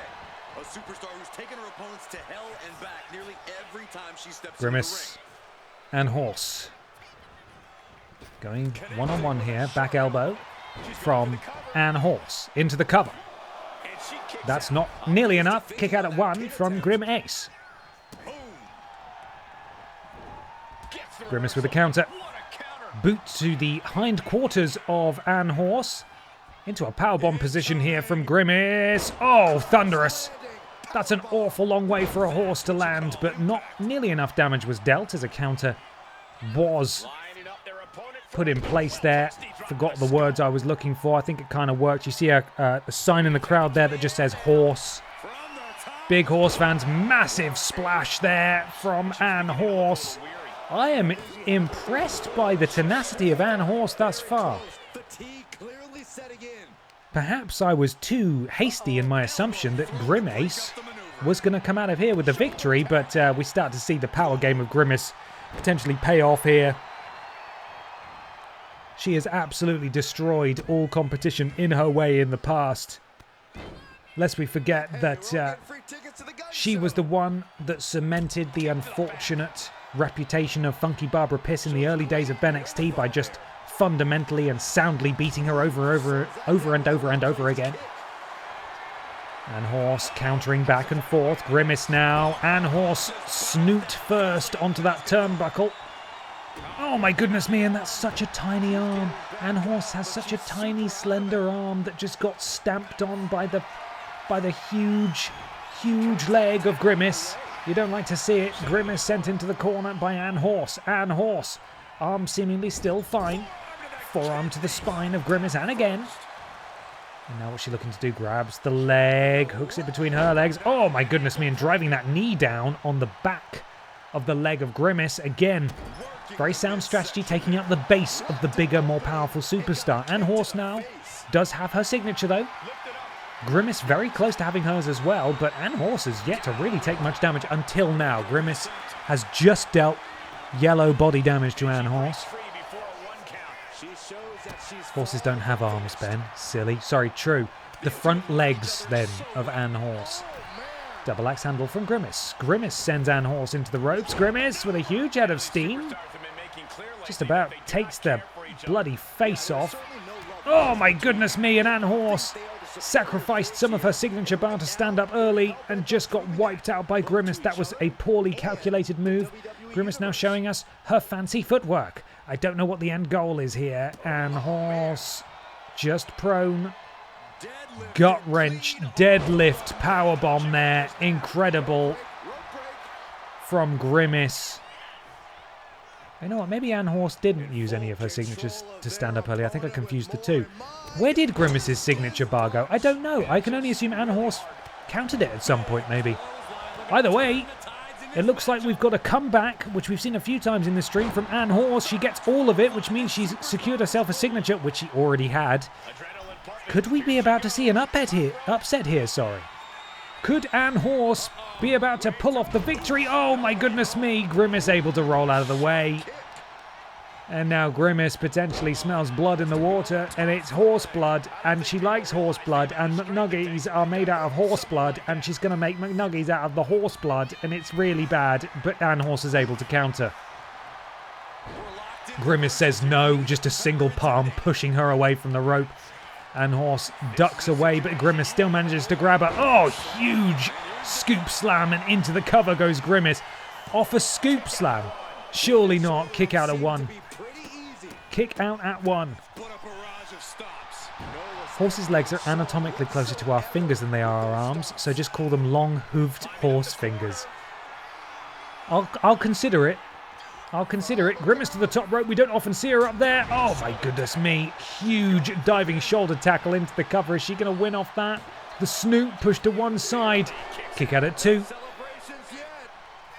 Grimace is still going, as is Ann Horse. Deadlift. Gorilla press. Look at this. Grimace hoisting an entire horse above her head, sending her tumbling to the canvas below. Ann Horse leaps back to her feet, but Grimace is there straight away. Oh, and Ann Horse able to take down into that. Look at this incredible, ingenious bridging pin combination. But Grimace kicks out at 1, and now Ann Horse dealing some combination strikes. I think we've seen this before as well. That was her signature. Grimace is down into the cover here. Ann Horse again potentially in position here to win with a big upset, but no. Grimace still in this. I think Ann Horse is calling for a finisher, though. The end could be nigh for Grimace. Oh, my goodness me. Huge super kick. Are we about to see Grimace's mask slip a little bit? Oh, no. I thought we were about to see potentially a dink in the armor there of the invulnerability of Grimace. But Grimace able to kick out of the finisher, and now Grimace is in prime position to bring this thing home as she has her signature and her finisher. Huge German suplex out of the corner. And she's going for that. She's not even going for her signature or her finisher. The referee took way too long to get to that pin, quite frankly. Kick out at 2. Ann Horse is still alive, but for how long? Ann Horse gave her very best shot. And Grimace kicked out. And now we see this huge spinning powerbomb, sit-out powerbomb that has brought Grimace so much success in the past. Ann Horse, thank you for coming.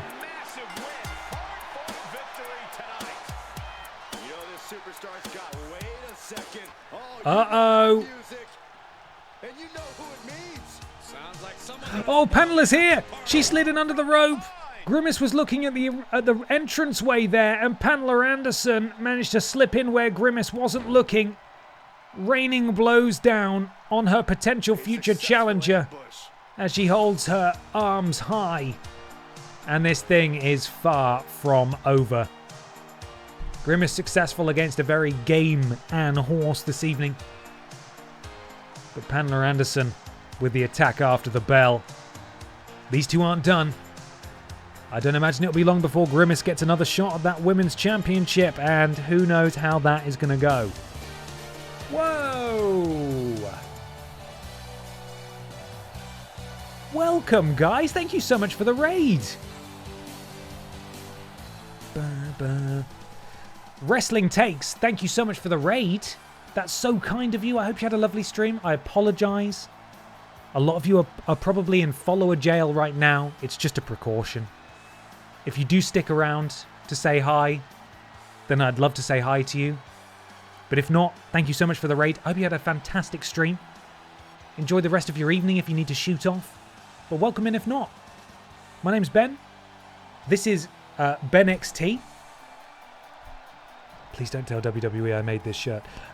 Where we do a weekly custom wrestling show in WWE Universe, in WWE 2K25. It's full of weird and wonderful wrestlers. We just let it play out. The AI face each other, and we do predictions with channel points, so you can gamble. My cat's here. Would you like to see my cat? You can't answer, but she is here. Hey, where have you been? You didn't even wrestle tonight. Hello.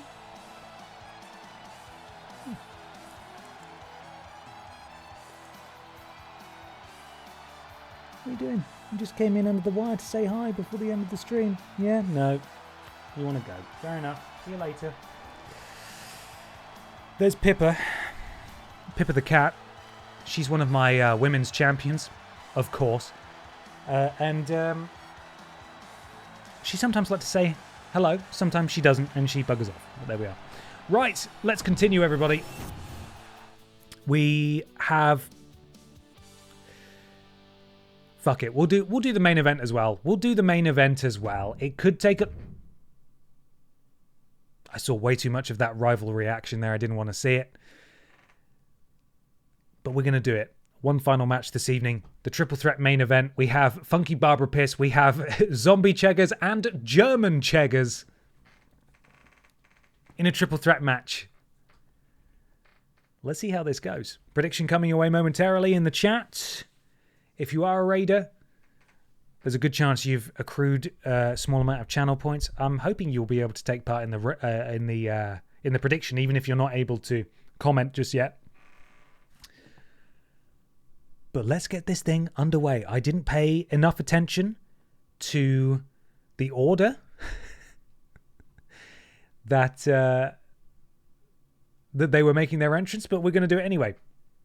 Also, I have loads of custom music for every single entrance, so I need to press it manually. Let's do this thing. Here we go. Zombie, Babs, then Green-Man. Thank you, Katy Karen. And here comes one of our favorites.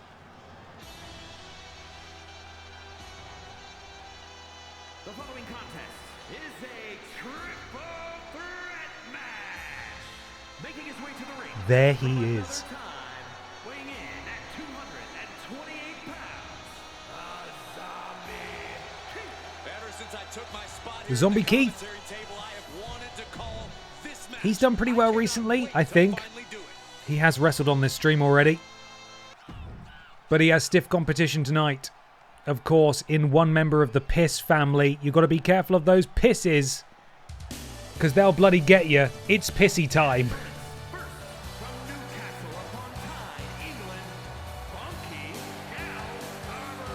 Oh, that went in my mustache.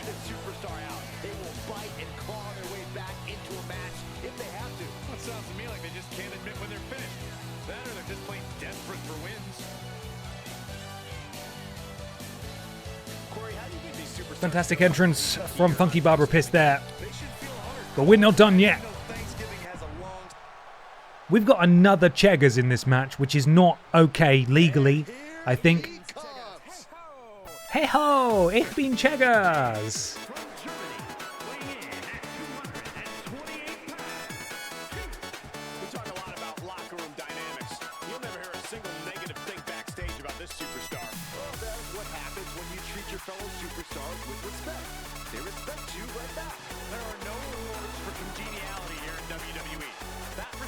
Here comes the Green Man. Oh my goodness. Do you see that? He's just pushing Barbara around. That is a dangerous move. I wouldn't play that game with Funky Barbara, quite frankly. Let's get this triple threat underway, shall we? Ich bin Cheggers. Hey ho! Funky Barbara Piss. German Cheggers. Zombie Cheggers. Triple threat time in the main event of BENXT. Hello, Rainier Cats. Welcome in. Good afternoon to you. Barbara planting Zombie Cheggers. German Cheggers decides to step up and have a go. Funky Barbara with a counter. Sends Zombie Cheggers, German Cheggers into the corner. Zombie Cheggers now inserts himself. Counter from Barbara. Headbutt from Barbara. And then German Cheggers just barreling through. Funky Barbara lifts up his contemporary and chokeslams it for no reason. Not very nice. I thought these two would play well together, but never mind. Double axe handle, repeated strikes to the back of German Cheggers from Funky Barbara as Zombie Cheggers runs in and absolutely levels Funky Barbara. And now the Cheggers go at it. The Cheggwins, if you will. Zombie Cheggers raking the eyes of German Cheggers. Barbara just taking an opportunity to taunt here. And God, it looks like German Cheggers might be dead now. Might have two Zombie Cheggers now. Green Man versus Green Man. And it's just the Cheggers who are standing tall at the moment. Oh my goodness me! German Cheggers choking the life out of Zombie Cheggers, except Zombie Cheggers is already dead and German Cheggers is dead as well, so I don't really know what to make of this. And we see Green Cheggers there attempting to wrench the arm of Barbara. Oh, and an elbow to the shoulder as well. German Cheggers marching Barbara into the corner. Runs all the way to the other side and back again. Not really a splash, but fair enough. And of course, weapons are legal in this match as Zombie Cheggers introduces a kendo stick German Cheggers able to stop him from using it though, and now it's Cheggers versus Cheggers yet again. Boots and punches and kicks, and I think Barbara just got booted between the legs there, which is not on at all. Into the cover, and German Cheggers is here. Uh-oh. We've got some cutscene shenanigans as the Cheggers go after one another. Zombie Cheggers sends German Cheggers to the outside of the ring. Now these two are going to face off. Oh, hang on a sec. What's going on here? Funky Barbara Piss has decided to go after German Cheggers. And Zombie Cheggers just pacing in the ring. She's facing some real pushback here. German Cheggers getting the upper hand there in that exchange. Zombie Cheggers getting a sledgehammer out from the other side of the ring. And attacks his contemporary, German Cheggers. Zombie and German Cheggers now. And a counter from Barbara Pierce. I'm not entirely sure what the point of that cutscene was. But Barbara renews hostilities with German Cheggers. Or doesn't, just stands there holding his head. Which in some instances would be quite comforting. But perhaps a little stroke of the head. But that did not happen. Nothing happened. That was underwhelming. And I don't know what happened there. I think German Cheggers just sort of exploded and Barbara Pierce was caught in that explosion as she is sent back into the ring. Zombie Cheggers not even looking at Funky Barbara Pierce. Now he is. Big right hand to Funky Barbara. Oh my goodness me. Barbara potentially on the receiving end of a zombie chokeslam here. It is thunderous and it absolutely plants her. But German Cheggers is there with the kendo stick to take out Zombie Cheggers. And potentially German Cheggers looking to steal it here. And a kick out by Barbara. This match is still going as these three titans of BENXT continue to trade blows in the main event. Oh my goodness me. German Cheggers has got quite the moveset on him, hasn't he? Just all power moves as German Cheggers with the thunderous spine buster into the cocky pin, but luckily Zombie Cheggers able to kick out. It'll be a cold day in hell before a Cheggers rolls over for a Cheggers, let me tell you that. Counter from Barbara at just the right time. Barbara's taken an awful lot of punishment in this match. I think the least hurt person in here is German Cheggers, quite frankly, who has been a real powerhouse. Barbara able to reverse Zombie Cheggers' finisher. She now has a finisher instead. Why is it all just choke slams from German Cheggers? What has he been eating today? This is unbelievable. An incredible performance from German Cheggers, rather, sorry. So I'm getting a bit Cheggers blind.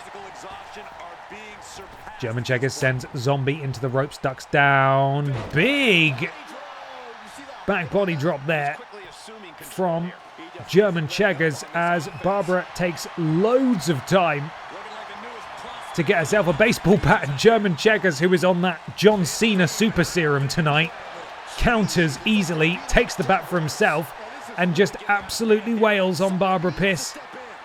Cheggers picks up a couple of weapons, decides I don't need this, I am a human weapon. To the top rope, huge elbow drop across the face, the big snoot of Funky Barbara into the pin. Zombie Cheggers is there, able to break it up. And goodness me, who is going to come out of this with a... Oh, Pissworm Stunner! A Pissworm Stunner from Funky Barbara Piss to German Cheggers. And again, Zombie Cheggers is there to break up the pin. Oh no. Incredible power from Zombie Cheggers again. Amazed. Oh, and another one. Amazed that his arm is still attached, to be honest. That's the kind of move that... Oh, he just throws a bat at Barbara Pierce. Is Zombie Cheggers going to get it while German Cheggers is recuperating? Oh my god! Zombie Cheggers is victorious in this triple threat, and it's Funky Barbara Pierce who takes the pin. Things going from bad to worse for Funky Barbara, who rode a wave of momentum after winning that Aldi Red Thunder Championship a few weeks ago, but she was not able to overcome the obstacles that are Team Cheggwin. They're not a team. The two Cheggers going at it.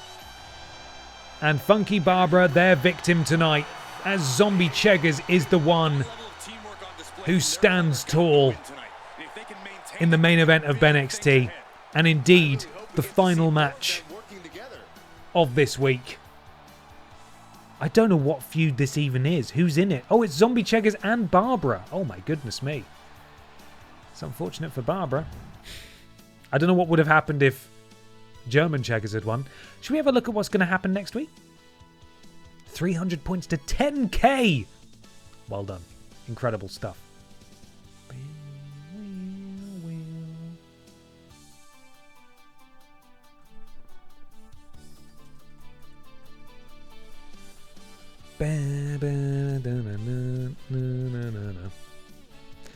Okay. Let's see what happens on next week's Pip Down. We're going to, of course, make one of these a tables match for next week. But we've got Piss Stratus against Sparkles. BB Blocksberg and Tina taking on Jeff Keighley and Hideo Kojima. Red Thunderman takes on Brian Michael Bendis. Danny DeVito and Leon Kennedy go one-on-one. And in the main event, it's the Pip Down Tag Team Champions Peevolution versus Team Redundant. We'll see how it goes. Thank you so much for joining me, everyone. I hope you've had a lovely time. A reminder that I'll be live tomorrow at 11 a.m. with some more Batman Arkham Asylum, 11 until 2. And then at 6 p.m. over on Lord Brotovich's channel, we'll be raising money for a very worthy cause indeed, playing through one of my favourite Wells Interactive games, Mia and the Dragon Princess. Do come along, 6 p.m. and 11 a.m. I'll see you all tomorrow. We're going to raid Buddy Games now, as we usually do. They're the only people I follow who are live at this time. Hopefully we can add some more for some variety in the future, but they are worthy recipients of a raid. Go say hi, and I will catch you all tomorrow morning. Have a wonderful night's sleep / rest of your day, and I'll see you all tomorrow. Bye, everybody.